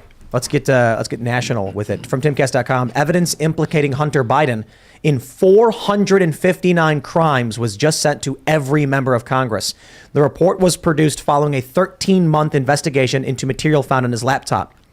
The file was sent to all 535 members of Congress on October 20th and includes 140 alleged business-related crimes, 191 sex-related offenses, and 128 drug-related crimes, according to The Sun. It was also sent to district attorneys and U.S. attorneys for the jurisdiction in which the alleged crimes occurred. Okay, here's my question. Is anything going to happen? Let's break down the crimes. You got to list. You want to go through all the crimes? Come on, give me some of the hot ones. The hot ones. There's pictures. There's a lot of photos and videos that you could see. No. How about you watch them? Later tonight, maybe I'll do that in my room alone. How's that? No, I think he's been just living the criminal lifestyle, and not all crime is evil. Like, if there's an evil law, you have a duty to violate that horrific law, like in Nazi Germany, for instance. But I think he's just been dodging it because his dad's the VP and now the president, and maybe he's got what's coming to him. Like, if he's been hurting people, especially. He's been hurting himself. I don't know. I think the reason Hunter has gotten away with so much is because at the highest level, the DOJ is effectively politicized. So you look at stories like this and you wonder why. Why is this guy not getting arrested? But let's break it down to actually a more personal level. Let's just say, fine, you don't want to talk about the Biden family. Let's talk about the pregnancy centers that were firebombed. You saw that story? Yes. Were any of those in Pennsylvania? I don't believe so. Because I know one right over here, like not that far away. We actually had one of our reporters go drive out to it. These people, nothing. I'm not hearing anything. And that's a terrorist attack, as far as I'm It's terrorism. concerned. And nothing. But what do we hear about these pro-lifers? You talked about Mark Houck and how, one Saturday 4 weeks ago, about 30 agents showed up with 15 cars, and on an early morning, we call that a night raid in Afghanistan. We'd help plan these ops where we'd go take down tough, armed terrorists that have killed people, and then send in special operators, about 30 or so. Usually, earlier in the morning than 7. But that we do that not proportionally towards a pro-lifer because he got in a shouting match with an opponent of his position, and apparently the guy was cussing over his kid, and so Mark pushed him, and the lower court threw the case out, and now the feds are going to come in with overwhelming force. Yeah. That's obviously political. I had never dreamt in my lifetime we'd see the Department of Justice and potentially the FBI being politicized so much, because we have firebombing of crisis pregnancy centers, but then nothing happens in defending their rights. But of course, it's heavy-handed abuse, and we saw 2 priests arrested up in New York State now as well for being pro-life and praying outside a clinic. Praying. I mean, it should not be surprising. My opponent, Josh Shapiro, instead of fighting for our rights during the shutdown, he sued the Little Sisters of the Poor. I mean, he sued nuns. Who sues nuns over a religious issue? Twice. This seems like an overt violation of the First Amendment. Look, if they're going to make an argument about like an assault or something, it's like, sure, but a federal case out of it? I mean, that's the meme. Don't make a federal case out of it. That's true. It was a local protest. We used to have back in the day, I mean, maybe this is just a trope, and maybe there's reason to complain about it, but people get into bar fights, and the cops would be like, go home, guys. You're wasting everybody's time with this. These days, you make a federal case out of it. Yep, and they are. And that's very chilling. So, what's interesting, Tim, is the Democrats blacklisted 21 Republicans a year and a half ago, 2 years ago. And I was number 1 on their hit list for some reason. They thought I was going to derail their plans in Pennsylvania, which we will. And they colluded with the media. This came out in the Salon article. This is not conspiracy. It's a fact. They admitted the DNC and DLCC, Democrat Legislative Campaign Committee, they worked with the media to try to take me down. And it didn't work. It made me more popular, actually. But I think most people, though, seeing you ad hominem attacks and people attacking your character and your work and your books, your dissertation, your service, that it mostly would drive people just to sit down and shut up. And that's the problem they have with me. That's why the media is so frustrated and aggravated, because I won't shut up. Because Rebbe and I, 30 years in the Army, moving around the world, 12 years out of the country, 12 moves. I had a sweet job lined up. I was going to ride off into the sunset in a comfortable retirement, and I could not do that because your generation was getting the country from me worse off than how I got it from my dad, and that's my motivation. And they're used to politicians being a bunch of cowards, and I ain't going anywhere. We're going to win on November 8th, and we're going to turn the corner on this. How can I ask you how old you are? 58. 58. Y'all were supposed to give us flying cars. We were. Yeah. Here comes George Jetson. We got recession in 2008. Now we got economic crises. But no, I can appreciate you standing up and I could not walk away from it, and I could have. I had the sweet job making a lot more than a senator makes, but it's not about the money. I fought for these freedoms. I defended these freedoms. I love my country. I love it so much that I was willing to lay down my life for it. No hero, but it was heartbreaking to me. I struggled with that. And Rebbe can tell you, I was having trouble leaving the Army. I got too old. I reached colonel. That's as high as I can get in my career field. There's no generals in the field that I work. And what I just said, I said to a young man and at a radio station. He looked over at me, and I'm in uniform, about to retire. And he said, "Well, Colonel, why don't you do something about it?" And I was like, ouch, that hurt. I'm hearing that your opponent's not going to debate you. He refuses to see me on the stage. Why? He's a freaking coward. He's got nothing to run on, so he's hiding. I mean, here you are sitting down with us. You have no idea what we're going to talk about, what stories we're going to pull up. It's been an hour. We've had Carrie Lake on. We've had a bunch of Republicans. I'll give a shout out to Jen Perlman, a Democrat in Florida, who also came on, and it was great. Like, we disagreed on a lot of things, and it's just so difficult to get Democrats and leftist activists. There's like 2 that we've had on the show more than once. Shout out to Vosh, for everybody who doesn't like him. Hey man, he's willing to come here and argue with us. But they won't even debate. They won't debate you. I think Katie Hobbs, the same thing. She's not debating Not either. debating in Arizona, not debating in Wisconsin, not debating in Maryland. Right here, Dan Cox, he's a good friend. He's going to be a great governor here, and his opponent's not debating him either. Wow. You know what I think it is? Honestly, the truth would hurt their campaigns. Yep. Agree. Of course. Yep. That's it. They need to keep people in a tight space where there is a controlled narrative. And I'm sorry, beat the dead horse, but they will come out and claim we've got to reduce carbon emissions, while Joe Biden's dumping the Strategic Petroleum Reserve, which is keeping petroleum flowing, and then go and bag, our rivals for oil. They clearly want the oil. They're just lying to you about it. I think you say something like that in debate, and they go, hey, wait a minute. That's why they don't want to have a debate. Oh, Yep. It's the absolutely. first thing you Yep. bring up, among a bunch of other things. I mean, you can talk about the riots. They want to talk about January 6th. You say, okay, well, 5/29, there were a bunch of riots. They firebombed a guard post at the White House. These are the things that the media doesn't want to talk about. And if the media is not advancing the narrative, then, I'll put it this way. They don't need to enter a situation where their constituents will hear anything outside of their controlled narrative. That's exactly it. How do you break through to regular people then? Confront them. Meet them on the street and be like, that's what I did. But hey, I mean, what other way than go face to face? Be like, hey, you won't debate me? Let's have a conversation right here, right now. Let the American people decide. And I think we need more conversations. And the fact that we don't have conversations, we're losing our civility because of that. Because when you're able to look someone eye to eye, this is the reason why we do the show in person here. There's an energy. There's no bull crap. There's no nonsense. You say something I disagree with, I'm going to call you out on it.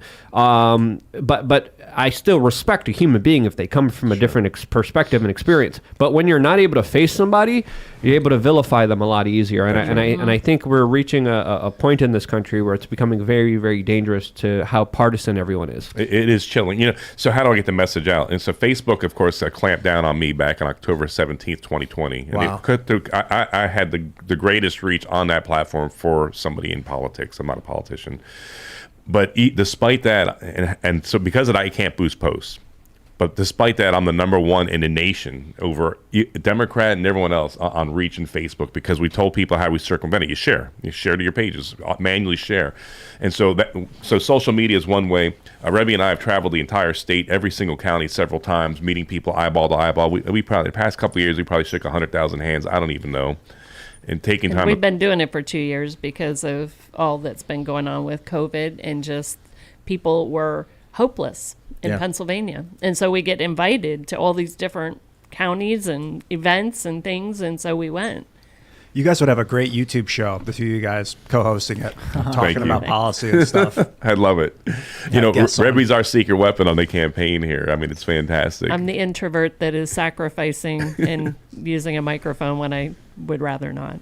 The guy down in Mexico does this. He does his daily speeches or whatever, where like what's his name? Obrador. I'm not super familiar, but or maybe I don't know if he's still there. But I remember being told he like comes out on the balcony every day and talks about what's going on and just like lays it out. He's very blunt, very personable. This is the future of people want this. They want authenticity. They want real conversations. They don't want sound bites. They don't want talking points. They just want to be like, give it to me straight. I think one of the challenges is that there's the left and the right, but it's like a new kind of left and right, right? I grew up in Chicago, very liberal. Now they call me conservative and stuff, whatever. But I think the difference is you can tell me painful truths. I'll hear it. And maybe I'll be like, well, it's a good point, man. I don't know how you solve that problem. We have conversations about pro-life, pro-choice. And, Seamus, a good friend of ours, he's a Catholic conservative, very pro-life. We would have arguments, and then we'd laugh and tell jokes to each other because we can get along. We can live together. We're willing to hear things we don't like or don't agree with. We're willing to argue. The divide now is between people who just don't want to hear it at all. Yeah. There's something about politics where a lot of it's like managing morale, I think, as a politician or as a leader or something. And like if things are bad and you come out and tell everyone, hey, things are bad, they might panic, and then that makes things worse. Yeah. So you want to be like, no, everything's fine. But then that can be a lie, and you're like, I don't want to lie to people. But so what do? You just keep like a positive mindset about the problems and like this is the solution? Yeah, I'm glad you brought that up. Go ahead, Ray. No, well, I was just going to say we try to point people to the fact that it doesn't have to be this way, and we try to encourage them. Each one of you can do something, and if we all come together, and we're all gonna, like you're just saying, we're all gonna have different backgrounds, different opinions, but if we can all agree to come together on some issues, we can make a difference. And that was one of the big ways of encouraging people, and to watch out for each other, right? Like to remember, be your neighbor's keeper kind of thing. If somebody's struggling, help them out. And a lot of people came together and met during the pandemic. Yeah, tell them about the fireside. Yeah, at our rally. So we started Doug started a fireside chat because people were so confused with our shutdown in Pennsylvania because it was so random how it was happening. And businesses couldn't figure out, like, can I stay open or am I on the list that has to close? And what's that look like? And so anyway, Doug got on every night for about a half hour and just kind of laid out the latest. Here's the list. And he sometimes was just reading through all the rules and talking to people, and people were asking questions. Hey, I have a hair salon, so seriously, I can't be open, but the abortion clinics are open, but I can't cut hair. I mean, it was like, people just wanted to know, like, well, what's going on? Why is that going on? And then Doug was able to get his staff working. His staff did not turn anyone down. They even got calls at 2 a.m. They did not turn anyone away from the entire state. They didn't just take care of the 33rd district. They were taking calls. And one of them was actually talking to a lady in Philadelphia during the time you were talking about, with all the burning and everything. She lived above a store, and she could hear them crashing and breaking everything, and nobody was answering. And she called his number, got some of his staff, and she said, the police won't come. What do I do? And so the staff stayed on the phone with her until it quieted down, because she was fearful for her life. And they're lying about what happened with those riots. It's the craziest thing to me. And again, it's probably why they don't want to debate.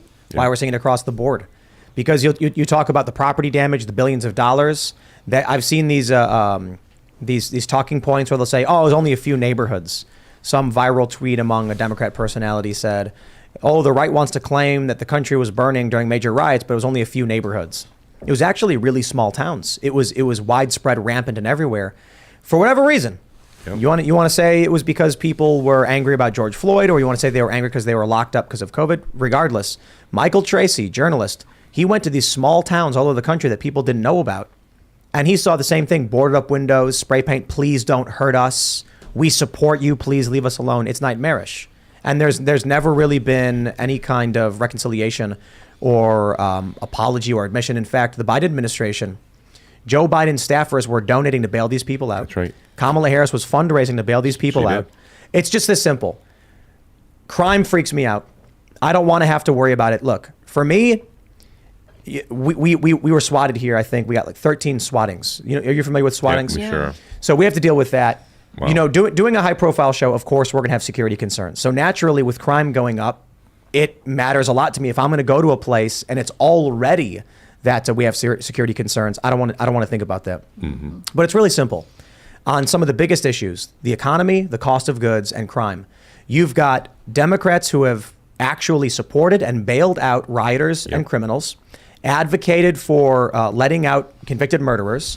And then on gas prices, Joe Biden actually campaigned on getting us off fossil fuels. So I just tell people, look, there's a lot of things you can complain about culturally. There's a lot of cultural issues you want to talk about, pro-life versus pro-choice. I hear you, but right now, I know what's hurting you the most, and it's your gas prices are making it hard enough. You can't even get to work. If you can't get to work, how are you going to have a job? Then, because of the cost of gas going up, you can't now buy goods. They're saying, I saw a report, I think it was CNBC, we've got 25 days left in the U.S. diesel supply. I think it's distillate supply. Now, that doesn't mean we're going to run out. It just means it's the lowest it's been since 2008. These things don't have to be this way. That's right. I understand a lot of people may be concerned about, other issues in the culture war, but you can't complain about crime and gas and then vote for Democrats. Yeah. It's not just a culture war. I would say it's more of a psychological war. Former KGB defector Yuri Bezmenov, when talking about psychological warfare, subversion, and control of Western society, said specifically, quote, exposure to true information does not matter anymore. A person who is demoralized is unable to assess true information. Mm-hmm. The facts tell nothing to him, even if I shower him with authentic proof, document, and pictures. And I think that quote definitely definitely rings true today with our modern society, especially with the mass amounts of kind of hypnosis, mind control that is really out there, with what some people have described as fifth generational warfare. Now, how do we overcome that? I think it's a lot harder than just said. Yeah. Well, let's Give people something to live for. let me ask you about what's going on in these schools.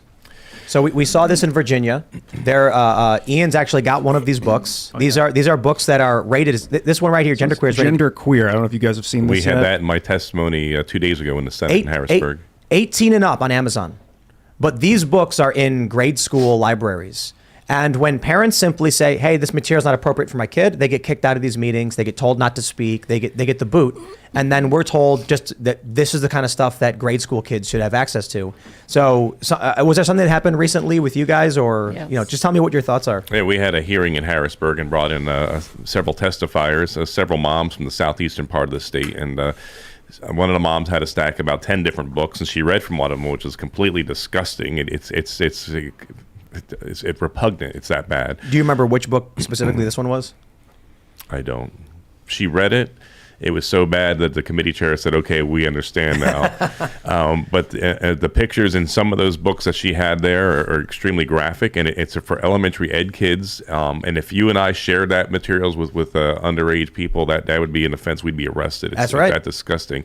Josh Shapiro, my opponent, supports that being in the libraries. We actually had a bill that would protect kids from obscene material in the schools, age-appropriate books, and it was called book banning by the Democrats, and our Democrat governor, Wolf, vetoed it, and my opponent cheered. On the same side here, they celebrate, of course, gender pronoun games in our schools. Our schools are becoming really a culture war clash in Pennsylvania. Because they know if they can indoctrinate the Yes. kids, they get votes in And 18 years. kids 10 are years. told not to tell their parents if they're transitioning or which pronouns they're using, and the parents will get on board later on. Levine is part of this. The great Dr. Levine, our Secretary of Health in Pennsylvania now, the second most powerful health official in the nation here, and Admiral now, Woman of the Year. You can't make this stuff up. I mean, these people talk about defending women's rights, but they can't even define what a woman is now. I mean, it's That's just right. insane. Yep. Yeah, Matt Walsh is doing, I think he's doing a screening tour. I know he's got like a big rally in Tennessee. But yeah, you've seen Matt Walsh's documentary, What is a Woman? Yep. I mean, that's it right there. Look, I'm all for making sure people are living happy and healthy lives for the trans community. But what we're talking about now it's a simple issue. Parents saying, "Hey, me personally, I don't think it is right for my children to read a book that shows graphic sexual depictions," and they're being called book burners, Yep. fascists, transphobes. Domestic terrorists, if you talk too loud in a school board meeting. Something's really weird about that. Yeah, there is. You know what I would just say? You can ask, well, if you ever get the chance, because he's not going to debate you, you can just ask him, do you think banning Playboy would be book bannings? Is that banning a book to ban Hustler from schools? We're not talking about telling kids they can't read ideas. It's specifically that these are adult-oriented things. You know, it's one thing if you're like, and actually I brought this up with, I can't remember who I brought it up with. We have a lot of guests. The Bible has certain depictions in it that are actually adult and graphic. And my attitude is, yeah, the parents should be there talking with their kids and deciding if they want their kids to be reading certain things. I don't care where it is. I don't care if it's a religious text or if it's a book. The idea that teachers will decide for the parents and the parents have no say somehow equates to book bannings is ludicrous. Yeah, and we see the videos on libs of TikTok, and they're using their platform to indoctrinate, and that's an abuse of power. There, you're there to educate, not to indoctrinate. We want to teach kids, how to think, not what to think, and that's a dangerous trend here. And now that there's a push to force the parents out of their kids' lives, in their education, in their choices, and what have you, in their understanding, in their worldview, that's troubling. We started off this conversation about, Lieutenant Mastriano serving in the Iron Curtain, defending against the godless system that Ronald Reagan described. And in those days, during the Soviet Empire, of course, schools were used to indoctrinate, to socialize and indoctrinate according to the edicts of the rulers. And I remember I'm so glad it's not like that in America, but we're seeing that coming here in America. Are you familiar with ESG? I am. So that's I view that as like the Chinese Communist Party, but for the Western version. Yes. They've got the Chinese Communist Party has an office in all of their major companies, so that they have political control with how these companies operate. ESG is basically the same thing. It's a workaround to get ideology into the business. You know what though? I think it's not working. I think we're seeing the backlash. There are many states. I think West Virginia cut ties with businesses based on ESG. What was this story? You want to pull that one up? Yeah. I think we talked about it recently. They said that they wouldn't do business with a specific company based on idea. Penalizes major companies for embracing ESG. West Virginia did that. There you go. About 4 months ago. Good. Does the governor have the authority? Would you be interested in Yes, something? yes, I do. And we do need to elect a Republican General Assembly. That's just a constitutional fact there. But to me, together with the Republican General Assembly there, we can cut off ties with businesses or not invest in China, Russia, or companies that work against our ideas and ideals. I wonder if that same goes for free speech, supporting the First Amendment and social media companies that take control of the commons. Since I've been on the receiving end, much as you guys have been on some of the censorship here, which is just repugnant to me. Who's deciding what right and wrong is on some of these issues we've debated over the past couple of years, which we won't bring up because we're going to be banned on some of the platforms, ironically. But I have introduced legislation that would make it these social media platforms culpable and subject to being sued by citizens in Pennsylvania. If that passes, obviously, I'll sign it into law, and that they cannot screen speech that they just don't simply like. Mm-hmm. That's basically what they do. I get my thoughts are that we need to force these companies to free their software code so that other developers can pick up like a copy of Twitter and launch their own Twitter that they then interoperate. Because if you start telling private companies what they have to do, it feels like fascist. Like it's like I don't want the government. But if people don't like Twitter's terms of service because they're getting banned, they go to the other Twitter and then they can still view. You've swayed me halfway, Ian. Excellent. I don't agree with this idea of so here's how I view it. You free the software code. Basically, you make the code for the program available to everybody to make their own. I don't like that. It's kind of like if you build something, then someone's allowed to copy off your work, and that's like an IP and copyright thing. Right. However, I still think freeing the code is something we probably have to do because of the algorithms. Yeah, correct. Because we don't know how Facebook is experimenting on us, and we know they do. So this was a big story. Facebook actually was experimenting on people. They were purposefully sending happy content and hurtful content to people to see how they would react. And sure enough, when they flooded someone's feed with depressing content, they became depressed. That is psychotic. Well, they were launching psychological experiments on unsuspecting users who didn't know that they were participating in a program that manipulated the algorithm to see how they could manipulate their emotions. So that's some larger psychological warfare that's happening that, of course, they're seeing what they could get away with. They're seeing how far they could manipulate a human being. If you can make someone feel sad, you can make someone believe a particular idea. Exactly. That's godlike power and authority that I think should be absolutely put in check. And I kind of agree with Tim more than I do with Ian, because we need to understand what's happening behind the scenes. What is in the algorithm? Who's being promoted? Who's being demoted? Who's getting a fair share of viewership? Whose ideas are being shared? Which ideas are being censored? And more importantly, make the code of conduct simple and enforceable. Don't make it vague. Don't make it general. Don't punish people. Don't delete their livelihood. Don't take them away from the market of ideas just because they expressed an idea and you're going to use an overall vague term in order to destroy their ability to communicate. That is draconian. That is evil. And a lot of these companies have ties to government, ties to intelligence agencies, especially with their start. So how do you tackle that as a governor? That's a hard question. Yeah, and there's not an easy solution to that. Ian, I mean, it's a tough one. We want to protect free speech, clearly, and we want to have a free exchange of ideas, and we've been clamped down in so many areas. I'm not going to even mention all the topics. People know what they are. But at what point, when they start threatening violence and what have you, as we've seen before, who determines where the line is? I mean, it was so much easier when we were growing up. I mean, free speech. If you said something to someone that they didn't like, you duke it out. You just punch each other. Then it's resolved on the spot. For instance, Ethan Klein just got banned off YouTube, 7-day ban or something, for saying that he thought Ben Shapiro should be gassed. I think. Well, if there was, let's be specific. He said if there is another kind of Holocaust, that he hopes Shapiro Ben was the first one, and it was a joke. But it was a very poorly veiled joke, and it was sort of like not a direct call to violence. It's not illegal because it's not, what do they call it when it's like you need a time and a place? You say it should happen on this time in this place. That's illegal. That's imminent. It wasn't an imminent threat, but these veiled threats are enough for social media companies a lot of times in their terms to be like, that's not allowed here. I don't agree. I think it's First Amendment protected speech. It is violent. It can incite violence, though, so that's a problem. Well, look. I want to just address this one just a little bit. We didn't get into it, but I don't think Ethan Klein should have been suspended.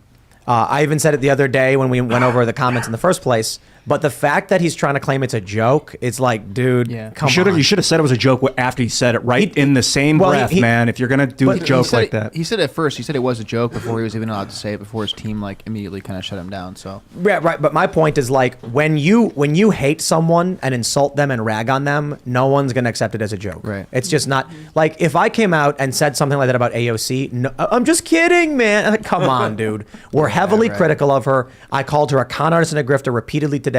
I wish her nothing but happiness and a long life because I don't want pain, suffering, and violence. So I'm not going to even joke about it, but who would accept it anyway? What was it? That there used to be like FCC regulations that you couldn't go on ABC News and say something like that? Yes. And now the FCC doesn't... lifted. What's that? I think a lot of the restrictions on the media have been lifted, rules have been changed that's allowing a lot more of this garbage. So we had a FCC would say like, yeah, it's legal, but it's not allowed on the network. But now there's no, it's not allowed on the network talking. Well, it's up to these private First Amendment companies instead of the FCC. It's definitely illegal. It's legal to do it, but whether or not it's righteous, I don't know, or justified or any of that. I err on the side of free speech personally. But you know, if you say, "Will someone rid me of this priest?" You know, that's, and then the priest gets killed. Yeah. Like, Yeah, I don't think you should. I don't think that should be banned. I don't think what Ethan Klein said should get him banned. I think we should all get to hear it and then be like, "Wow, that was gross," you know. Yeah. But if he thinks it's a joke and he thinks it's funny, that's fine. I kind of think that, you know, look, people are allowed to tell jokes. I'm not gonna get a comedian fired because he said jokes I don't like. I'm just gonna be like, no, I'll watch something else. That's the thing. I don't think they understand right now. Ethan's attacking or being very critical of Ben Shapiro because Ben said if another Holocaust happens, I hope Ethan and his family escape. But that's just me. And then he's like, these fascists, they don't get it, blah blah blah. And I'm like, dude, when the people on the left say that we should ban comedians, censor people, and shut them down, that's extremism. That's authoritarianism. Yeah. I don't think y'all should be banned because it's simple. I'm an adult and I'll be like, I'll watch something else. He's a comedian. He's not funny because he says mean things about me. It's like, okay, I'll just watch something else. I co-founded Minds, the social network Minds, and it's basically First Amendment. It's whatever's legal in Connecticut is legal on the site. And you have weird rules like spam, which don't exist in the Constitution that you got to kind of make. There's interesting things. Doxing, for instance. Yes. That's First Amendment protected, but I don't think it should be allowed. Yeah, I agree. But that's a challenge, though, then, right? Because if you want to uphold the First Amendment, people are allowed to hold up your address on a placard. Mm-hmm. I mean, the white pages used to do it. Now we try to keep it a little bit more private. So what do you do? I just think I think there's one rule. I'm like, doxing. We can ban that. Yeah. Right. Yeah. Definitely on a slippery slope here, and it's happened so quickly to us since 2020. This is why I like the idea of freeing the code, because I want to leave the decision up to the network creators of if they want to ban doxing on their network or not. Right. We just got to find where free the code doesn't mean like give out your IP and all the information, the intellectual property you've actually done and writing that code. There has to be a line where it depends on what kind of business you are. I think it depends on what kind of, we've talked about this too with like whether Twitter's a platform or whether it's publishing this information. I don't know. It has to be discussed. It has to be worked out because it should be a platform. It should be like a phone company, and the tweets should be on me. Have nothing to do with Twitter. Right. That's why we need to. I hope when Elon buys this, I hope he just decentralizes the whole thing, and just says like, I no longer have the ability to ban anybody. Bye. Have a nice day. That'd be fantastic. Yeah. He'd definitely make Twitter great again. Yeah. Well, I think one of the challenges, to be realistic, is people can create fake accounts and then spam the platform with garbage. So, and they can do illegal stuff too. And if you don't ban it, then that's the cops' problem. But if you're a network owner and someone puts something illegal up and you don't immediately remove it, you're complicit in decentralizes it. Like I said, if Elon removes his ability by putting Twitter out as a decentralized system, and he just says Twitter no longer has the ability to ban accounts. Like it's hosted on other servers and people can host their own servers. He federates it or something. Yeah, then it's that person. Yeah. Yeah. Right. Then the police can go to you. Yeah. I mean, look, dude, if you go out in the street and if you go into a hotel and start screaming racist things, they're not going to come and shut down the hotel. Yeah, that'd be great. Like, oh, the hotel is hosting this offensive speech. Let's say you say you go in there and incite violence. Not going to go in the hotel and be like, well, it was in your space, so you're in trouble. No, they're going to arrest you. Yeah. So that's the way it should be. If you go onto Twitter and you say this stuff, Twitter should be like, help police. Yeah. There's a guy on our platform inciting violence and committing crimes. Yeah, that's how Minds does it right now. There you go. Oh, yeah, man. Simple as that. Good. Glad There you to hear go. that. All right, how about this? Let's go to Super Chats. If you haven't already, would you kindly smash that like button? Subscribe to this channel and share the show with your friends. Become a member at timcast.com to check out the Cast Castle vlog, Tales from the Inverted World, and our uncensored members-only show. We have those up Monday through Thursday at 11 p.m. We're not going to have one for you tonight. Unfortunately, we don't have enough time, and we're just strapped. So my apologies there, but we've got a huge library, a ton of really, really awesome people. And we just put out a really funny episode of Cast Castle, so you want to check that one out. And share the show if you like it. Beat the notification. Help us get past that censorship. Let's read some Super Chats. We got Raymond G. Stanley Jr. He says, Doug, I never realized how big of a deal PA is in the grand scheme of things with elections. Sir, when you win, please be level-headed. For many of us, just want someone who cares about the people. Yep. He will. I will keep an eye on him. All right. I think that speaks to motive, which I already went over here. It could have ridden off in the sunset, comfortable retirement, colonel, strategist, author, professor of the War College, all the credentials I needed to do easy things in life. What do you think Shapiro's motivation is? Power. He wants to be the first Jewish president of the United States. Yep. He said that. Oh, wow. It's not me saying that. Yeah. So that's not an anti-Semitic remark. See how stupid things are going. The mere fact that I point out that I'm a big advocate of school choice, obviously. $20,000 a year we're spending per student in Pennsylvania, and you can't pick. You're doomed to a zip code. In Philadelphia, why are you voting Democrat? You're stuck in that school, and your kids are flailing. But the mere fact that I point out that he's forced school choice for himself and is able to afford a very expensive school, about $30,000 to $40,000 per kid, 4 kids. And that becomes anti-Semitic. That's how ridiculous the media has become in America, and in Pennsylvania specifically. They become ridiculous. Let's have a debate. Let's talk about school choice and why, for the Obamas, he could afford a very expensive school for his daughters in Washington, D.C. But what about the rest of the kids in Washington, D.C.? Why don't they have that same right to choose a school? This is the reason why he won't debate you. This is why many of these leftists won't come on a show like this. Is because we won't pull a gotcha. We'll simply ask, hey, how come these guys, these people are opposed to school choice, but they send their kids to these expensive, charter schools and private schools, and they'll no answer. I agree. No, because the way I see it is, you've got a poor kid in Chicago in a crummy zip code with school choice. They can go to the really nice areas and go to the nice school. That's right. The only person who would have a problem with that is going to be a wealthy individual who thinks they're better off and should be. That's what we're seeing. The Democratic Party has become the party of the wealthy. And Tulsi Gabbard's speech that she can no longer be part of this elite cabal, the Democrat Party, exactly says that. Yes, Did you have something there? No, I'm just gonna say they're and the thing is, it's not the average Democrat. It's sadly an elite class, and sadly there are elite Republicans too. Oh yeah. So the bluest of bluest areas in our state is Philadelphia. That's as blue as you can get Democrat-wise. Shocking. But despite that, 88% of the parents agree with me on school choice and disagree with Josh Shapiro. Wow. They want school choice. Let's read some more. We got None Your Business. He says, Tim, do you read Super Chats starting from the beginning of the stream or starting from the point during the stream at which you start reading Super Chats from the beginning? So once we go to Super Chats, I go back to the beginning of all the chats and then start going through them. Destiny Troll says, bring back Seamus. Seamus for president 2024. Oh, and a little Shamrock. Seamus disappeared. Yeah, you don't have to bring him back. It's fine. He reappeared on Twitter last night to confirm that it was him that made that quote from Jezebel. I don't know if you guys saw. They misquoted me. Leftist media attributed a quote from Catholic conservative Seamus to Ian, who is Just wants to legalize weed in Pennsylvania. How about you guys? How do you feel about legalizing pot? Not for recreational use. It's medically legal right now? It is Yes. medically legal Yes. right now. So, and let me back up the argument, because obviously you're a libertarian, I presume, yes? I don't know. Okay. Sometimes. Depends on the on Leftist situation. authoritarian. Yeah, right. And as labels are always dangerous anyway, because Yeah, we're all they are. free thinkers. But I looked at what happened in Washington State, Oregon, New Mexico, and Colorado, and they were promised great revenues with taxation, but we've seen actually a 30% increase in crimes, gateways, all the stuff we were warned about actually came true in those 4 states I just mentioned. So I've been studying the topic there, so I'm not for recreational use. Just so you know. We'll read some more. I think actually that was a super chat. Someone asked that. good. So Yeah. Azalea Numerous Primrose says, Russian doesn't need to fire nukes at us. They will label them fentanyl and walk them across the border. Bet some are already here. Scary stuff.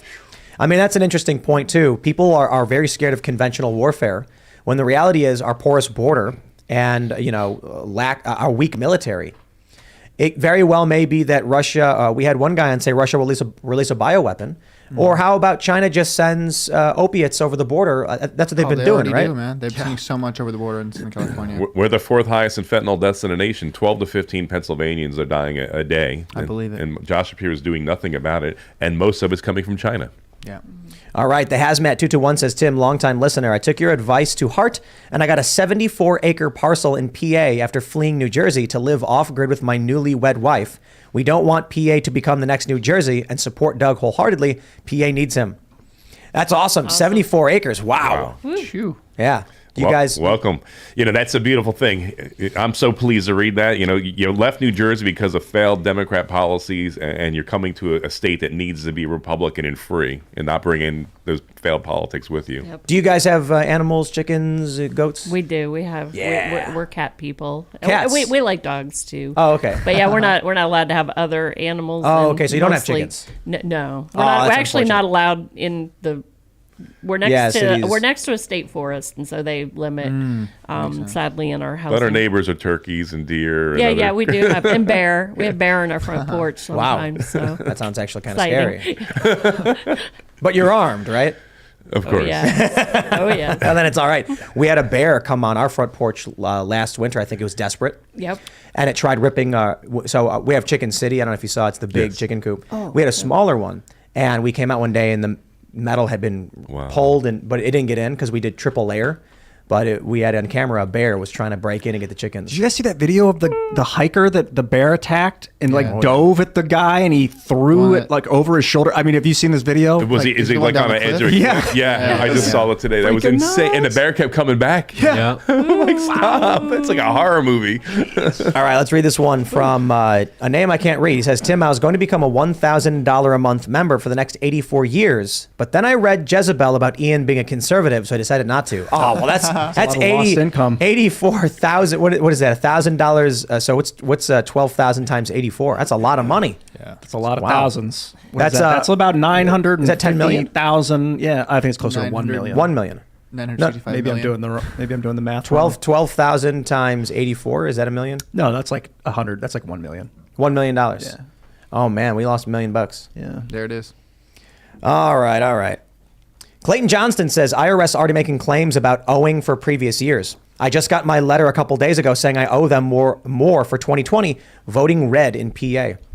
See, this is what people don't understand when the Biden administration, the Democrats are bringing on these IRS agents. We get a conservative talking point. They're going to start auditing poor people. And I said, no, they aren't. That's ridiculous. They're not going to audit you. They're just going to come and bill you. They don't need you to justify why you owe them the money. They're just going to say you owe us the money. Now, I hope regular people recognize that. Yeah. Because that's what Clayton's saying. I see this personally. My family sees it. You will one day get a letter in the mail and it'll say you owe us $75. And you'll go, for what? And it's not going to tell you. You just got to pay it up. Congratulations. They're coming for you. They're taxing you, man. It's going to happen. Mm-hmm. All right. Let's see what we got here. Mike. Oh, okay. Mr. Hunt, first name Mike, nice try, says, how are we just watching the U.S. enter an era of World War III Holodomor scenario and not seriously considering seceding from blue states? Why can't you and other media entities actively as a group start a movement for statewide peaceful secession? Well, I know Luke's talked about peaceful divorce. I know Michael Malice has. But I think we're trying as desperately as possible to not have that happen. And we're hoping that with like a midterm and then a 2024 election, we can actually just win a culture war and stop the country from falling apart. Can I interject something Yeah. here? So during the shutdown, a lot of people would get very aggravated and actually say some, pretty potentially violent things about how frustrated they were with the government. And then I would ask them the question, they're like, well, did you vote in the last election? No. Did you vote in the presidential? No. I'm like, then you're part of the problem. So secession is I'm going to say it straight, a ridiculous idea. We resolve this at the ballot box, and let's do it this way. Go out and vote and be active. And if you're really that serious about it, and it sounds like he's pretty passionate about it, then volunteer for a campaign, donate to a campaign, or maybe run for office yourself instead of talking so, bombastically. Or be a poll watcher. Well, personally, Yes. I think secession is a great idea when you see it from a point of view of decentralization, from the point of view of how the Amish have done it, from the point of view of individuals taking personal responsibility for themselves. We might be at odds here, but that's how I see it, and I think it's a great idea that we should strive for on an independent local level. You mentioned a convention of states, too. How does that work? Is that between governors or between state legislations? That would be through state legislators selecting representatives to represent a state in a convention of states. And then obviously it's coming out of the conservative movement, but there's also fears on the Second Amendment side that it could be a runaway convention that could start infringing upon our rights. And that might be another way to circumvent the constitutional process. Individually, the Amish still pay their taxes. They still obey our laws and what have you. So even though they have their own schools, they still have to pay school tax to, yes. That seems ridiculous. But a fracturing at the greater level, like I'm thinking 1861, I don't want, maybe, without the conflict, but I don't want to see that happen to our country. We're better off as the United States of America. Yeah, we just got to win. People need to get out and vote. It's still to this day, Doug, elections in Pennsylvania are compromised. I don't know if I'm going to go. Are you kidding me? Then that's exactly what Democrats want you to. Yep. They want you to stay home. There's so many Republicans that don't vote. I mean, the Inquirer actually wrote an article. They're concerned. They're seeing this red wave of Rebbe and I traveling across the state and getting these massive crowds in rural counties. And they're like, wow, if those Republicans actually go out and vote, Mastriano's going to win. So, yes, get out and vote. And go knock on your neighbor's doors. Yep. Yes. Call your friends, call your family, and say, we got to do this. Yeah. And take the Amish to the polls. That's right. Drive them. They drive them to the polls. We have a lot of support in the Amish community. We do. That's wow. All right, we got Morgan Mogus. He says, hey, Tim, big fan of the show. If Josh Shapiro keeps avoiding Doug's debate calls, he should debate Mises Caucus Libertarian candidate Matt Hackenberg instead. It would really make Josh look cowardly. There's a lot of people. Here's my first thoughts on this question. Obviously, a lot of people who are libertarians, we have a lot of Mises Caucus and libertarian friends. They want to be contenders in this. They want to make sure people recognize them. And so I see a lot of people being like, you should debate the libertarian. But they actually make an interesting point here that I thought. It really would make Josh Shapiro look cowardly if you excluded him and the conversation shifted away from Democrats and to something totally different. You know what I mean? Yeah, that's interesting. Or just simply put it, like you're hosting a debate for the governorship, and if he everyone's doesn't show invited up- who's running for governor. And would you debate a libertarian candidate? Yeah, I'll debate anyone. I mean, we have a green candidate out there. I don't know why we're not talking about her as well. Who is that? I don't have her name handy, but she made it on the ballot, and she's a viable alternative to Josh Shapiro, that's for sure, if you want to vote red. Yeah, we were talking with some of the, I think it was when Dave Smith was here. He's a Mises Caucus guy, and we're good friends. We're big fans. But I gotta say, look, man, I don't view the new MAGA Republican America First types as the lesser of two evils. The way I viewed the establishment Republican Party. I certainly don't agree with everything the Republican Party has to offer. But there's a handful of Republicans where I'm like, yeah, they're actually pretty good. School choice is a good thing. Like, I agree with these things. They don't want war. I'm like, you won me over with that. You want school choice. I actually see an opportunity now within the Republican Party with many candidates to actually get some good people in. I think the Republicans got to do a lot to get rid of that old guard garbage, establishment stuff. But, to our libertarian friends, the risk that everyone sees is, are you going to split the vote? Is it going to end up hurting everybody if we try and go for the cream of the crop utopian vision, or do we say, hey, look, we got some pretty good guys right here? I don't know, man. I don't have any answers. That's tough. And that's hurt us before. The reason why, and whatever we think of Bush the Elder is irrelevant to my point. But Perot came in and he ensured a Clinton victory, which began a transition in our country culturally. Yep. I do think it would be hilarious. And I understand the political challenge, but it would be hilarious if you guys just organized the governorship debate and put his podium up there and just there you go. We could have a cutout. Cutout of him. Cutout of him, and we could even make him, a little bigger than life, if Taller that than helps. I mean, look, you invite the Green Party candidate too, and let them represent the left, and then be like, why is he refusing to show up and actually speak to you? I don't That's think a you would good even. idea. I don't think you'd mention him at that point. Just call it the 2022 Pennsylvania gubernatorial debate. Well, I say it. Whoever comes, Invite comes. everyone There you who's go. running officially There you on the go. ballot. Right. Do it. I promised Josh Shapiro he could bring Donna Brazil with him, who cheated famously in 2016, gave Hillary all the questions before That's the right. debate. True. I'll even give him a box to stand on so he looks taller. It's okay, Josh. I'll see you on the debate floor, man. Do you guys know each other personally? Not at all. We saw him one time, and he skirted away from us up in Erie. Oh wow. All right, let's see what we can grab here. Teddy here says, 3rd ID 123rd Signal Battalion Echo Company, Wow. 9899, Godspeed Mastriano, voice of the Marne. Marnie? Did we overlap with? Yeah, we overlap. I was in the 3rd Infantry Division Artillery from Fort Stewart. 1997. No, 98. 98 to 2000. Yeah, it was 98. Is that some kind of MK Ultra activation code? That's what I'm getting from. I'm a civilian. I don't know what you guys are saying there, but I'm concerned. And then we're rocking the Marne because in 1918, when the Germans broke through the French lines, my unit stood like a rock on the Marne River and stopped them. Wow. About that. Yeah. Cool.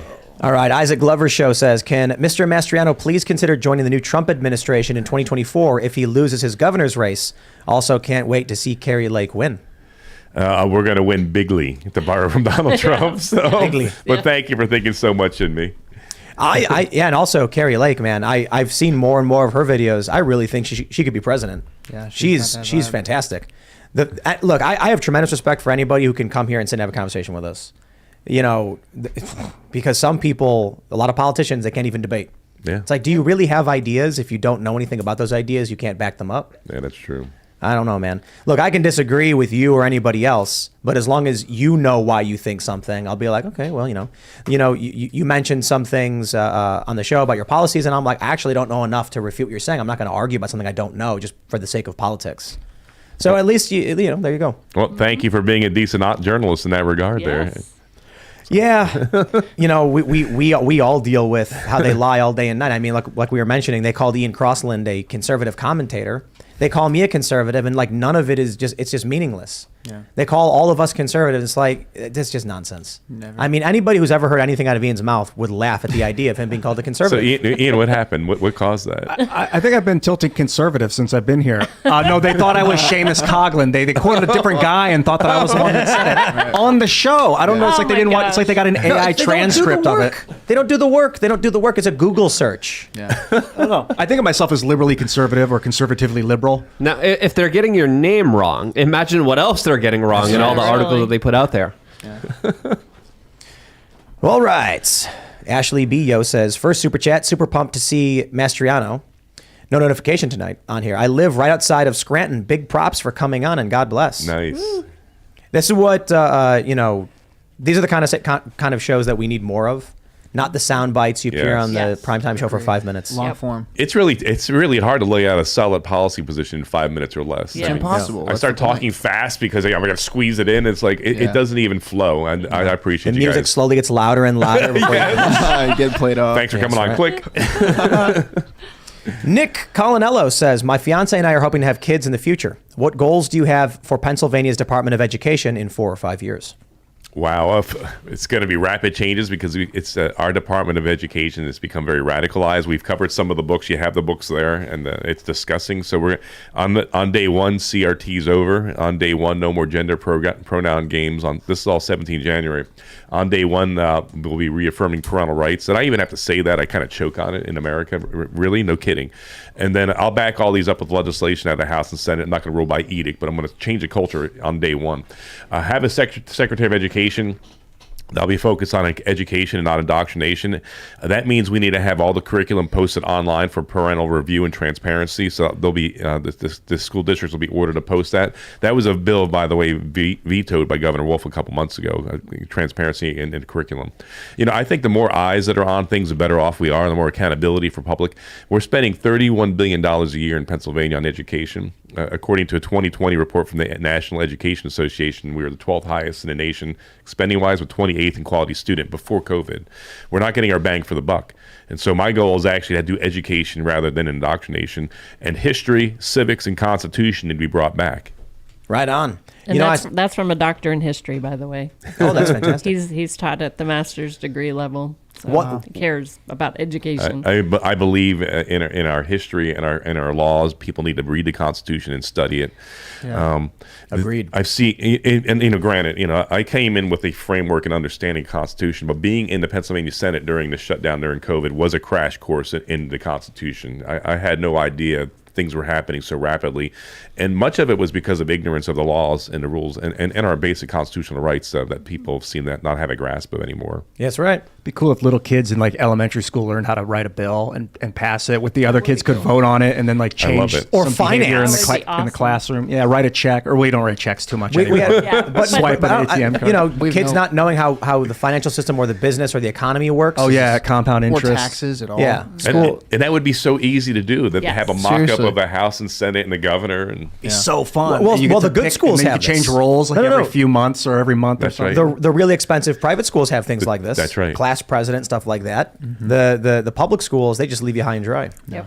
All right. Hexagon Proton says, one of my coworkers used to work in mining and had activists lock themselves to machinery overnight. One day they left them there through the day. Sitting in the sun for 9 hours, they didn't return. Did you guys see these? So first there was the two women who threw the tomato soup on the Van Gogh. That's disgusting, yeah. Then they glued their hands to the wall. Immediately got arrested. I was outraged. They should have left them there. Yeah. Yeah. You glue yourself to the wall, you Yeah. become the exhibit. Then when you got to go to the bathroom, you can beg for help and we'll say no. There's a bunch of scientists, I think it's in Germany. They glued themselves to the floor of this Porsche showroom. And then they got really mad that, no, it was VW. Yeah, VW wouldn't give them bedpans. Because they were like, how are we supposed to respectfully defecate now that we glued ourselves to the floor? And my attitude was like, I don't know. Failure to plan is planning for failure, bro. Personal problem. Should have brought one with them. Look, I love peaceful protest. It's fantastic. America has done great things with peaceful protest. And if you want to peacefully protest, I respect it. But you pay the consequences. You block a street, you get arrested. But you did something that wasn't hurting people in a great degree. I understand there can be problems, like, if a car can't get through and someone loses their job, or there's a lot of problems there. But that's why you get arrested for it. You should block the road. The cops should come and arrest you. You get the press. Everybody understands. We need some wiggle room with civil disobedience.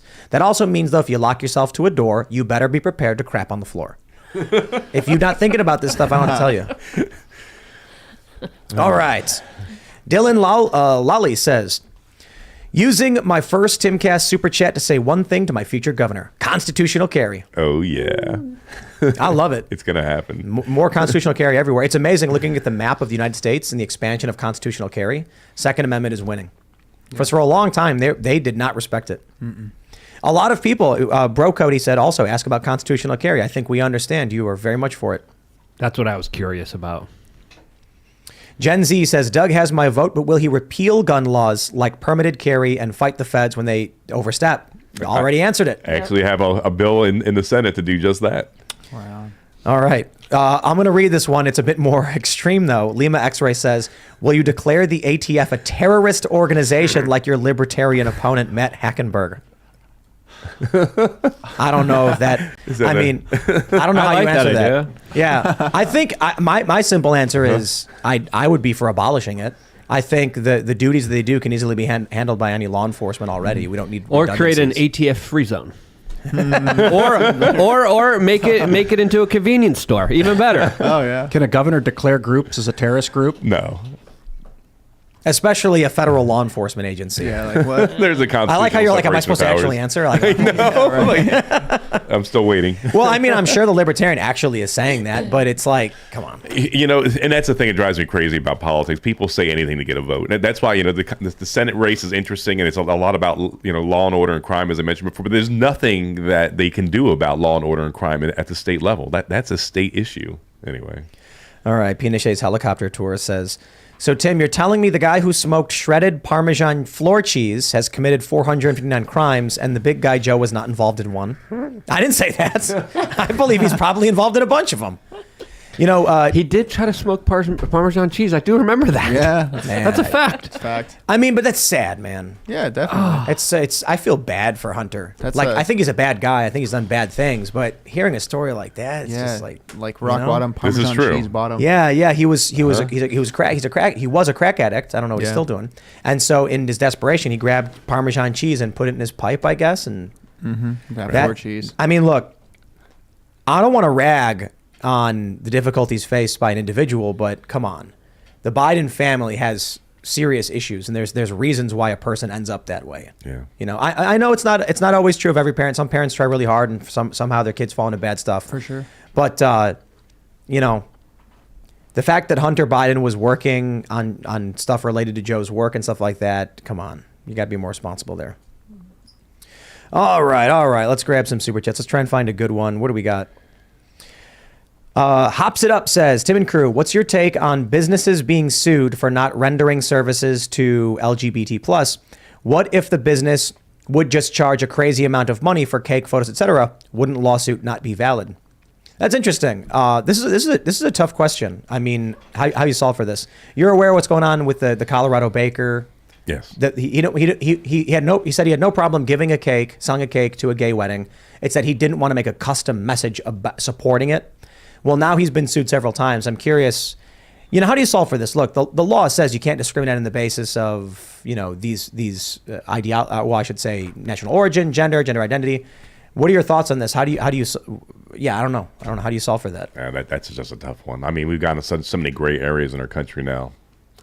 You know, I don't believe that if you have a objection to something, why can't you just say, I'm sorry? You know, and I know in the case of the florist, she recommended another florist for a wedding, and that wasn't good enough. It's not good enough. They want you to do it. This is a dangerous trend here. When if you have an objection to something, what happened to your own rights? I mean, it's I wonder if scale is the answer. If it's a small business where it's like one person, you shouldn't be able to bring an action. But if it's like a chain or a dominant business and you can prove that they've monopolized a certain area or something like that, then you can. That might be viable. Like if it's a public corporation? Well, no, I mean like if you're a single individual who has a storefront selling flowers and you say, I'm not going to do business with you, it should be like carry on and move on, sir. You can find flowers anywhere. But if it's Walmart, they shouldn't be able to turn you away because they've dominated and monopolized such a large portion that you can't really go anywhere else. Based on market share. Can I give a shout out? Josh French served with me in Afghanistan. Josh, I love you, brother. Oh, he says, those that Colonel Mastriano respect him. Those that don't know him should. Oh, those that know him respect him. Those who don't should. There Josh, you go. I love you, man. He was a great member of our team in Afghanistan. Right on. Oh, yeah. All right. Let's see. Let's try and find a good one because we only got a little bit of time left.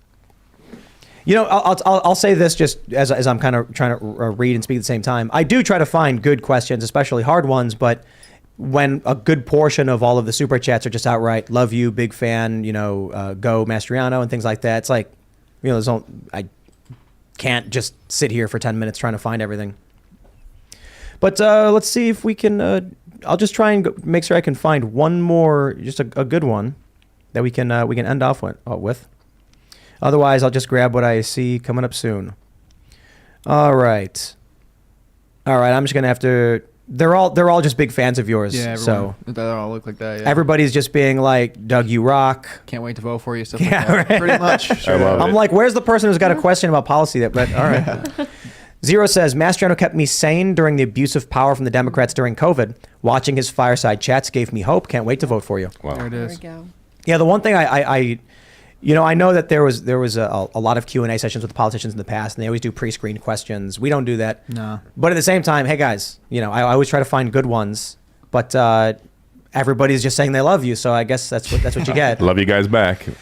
So my friends, if you haven't already, would you kindly smash that like button, subscribe to this channel, and share the show with your friends. Become a member at timcast.com to support all of our work. You can follow the show at Timcast IRL. You can follow me at Timcast. Senator Mastriano, do you want to shout anything out? Well, you know what? Pennsylvania is the birthplace of our country. It was founded by William Penn, who, of course, escaped persecution for his own faith. And he founded our state with the idea that all men can be free people and live their lives as they saw fit, not as a governor or magistrate or king saw fit. And that shaped our government. And I think we have to remember who we are. We are the birthplace of freedom and liberty. We're the same state, of course, where new birth of freedom was secured at Gettysburg. And then finally, 2001 on 9/11, and that dark day, the only hope was Flight 93. And although it had a tragic ending, remember what Todd Beamer said, let's roll. So Pennsylvania and America, let's roll on 8 November. You got a website? Go to dougforgov.com. All right. Thank Rebby, you wanted to add anything to that? Just would like to say, you know, we are the Keystone State, so the governor's race is important to all of the USA. because of holding together that arch, that keystone holds together the rest. And I really think that the way that Pennsylvania goes is going to be the way the nation goes. Right on. If you guys get elected, I want some PPA cards.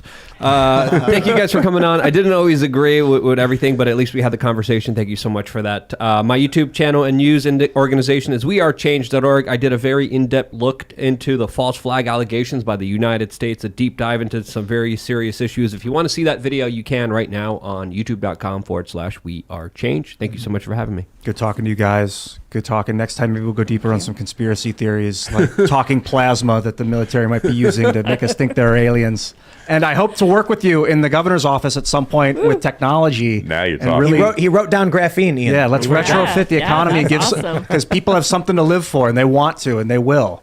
I'd love Pennsylvania to innovate and lead in that technology. It'd be fantastic. Love you, sir. Love you back. Peace and love. Thank you. Right on, guys. I think you should check out Cast Castle. It is really funny, by the way, Ian. I watched it today. I don't normally watch it, but it was good. I also watched your video on YouTube today because I saw it on my recommended, which I get recommended for some stuff, but I guess not Timcast. And Luke got recommendations. All right. Yeah. I'm moving on up. yeah, guys, and I am in the chat. That is me. I am Serge.com. You can find me everywhere. That again. I'm in there with you, commenting with everyone. Yeah, right. We're having a lot of fun. That was a good one. See you guys. It'd be funny to do a skit where it's like 10 years from now, and it's this futuristic world of flying cars, and Ian's like, a little bit older, and he's looking at a picture of Doug over here, and then he looks up at a statue of him, and it says he created the first graphene plant, revolutionizing technology. Oh, yeah. Yeah, I And wanna- Ian's like, we did it. Like, we could build a campus where people come and learn to make it with lasers, and we'll create a new industry. Right on. Now All you're right. talking. All right, everybody. Thanks for hanging out. We're not having a members-only show because we don't really have enough time for it, unfortunately. But I do appreciate all of you who are members who help make it all possible, and we will see you all next time. Cheers.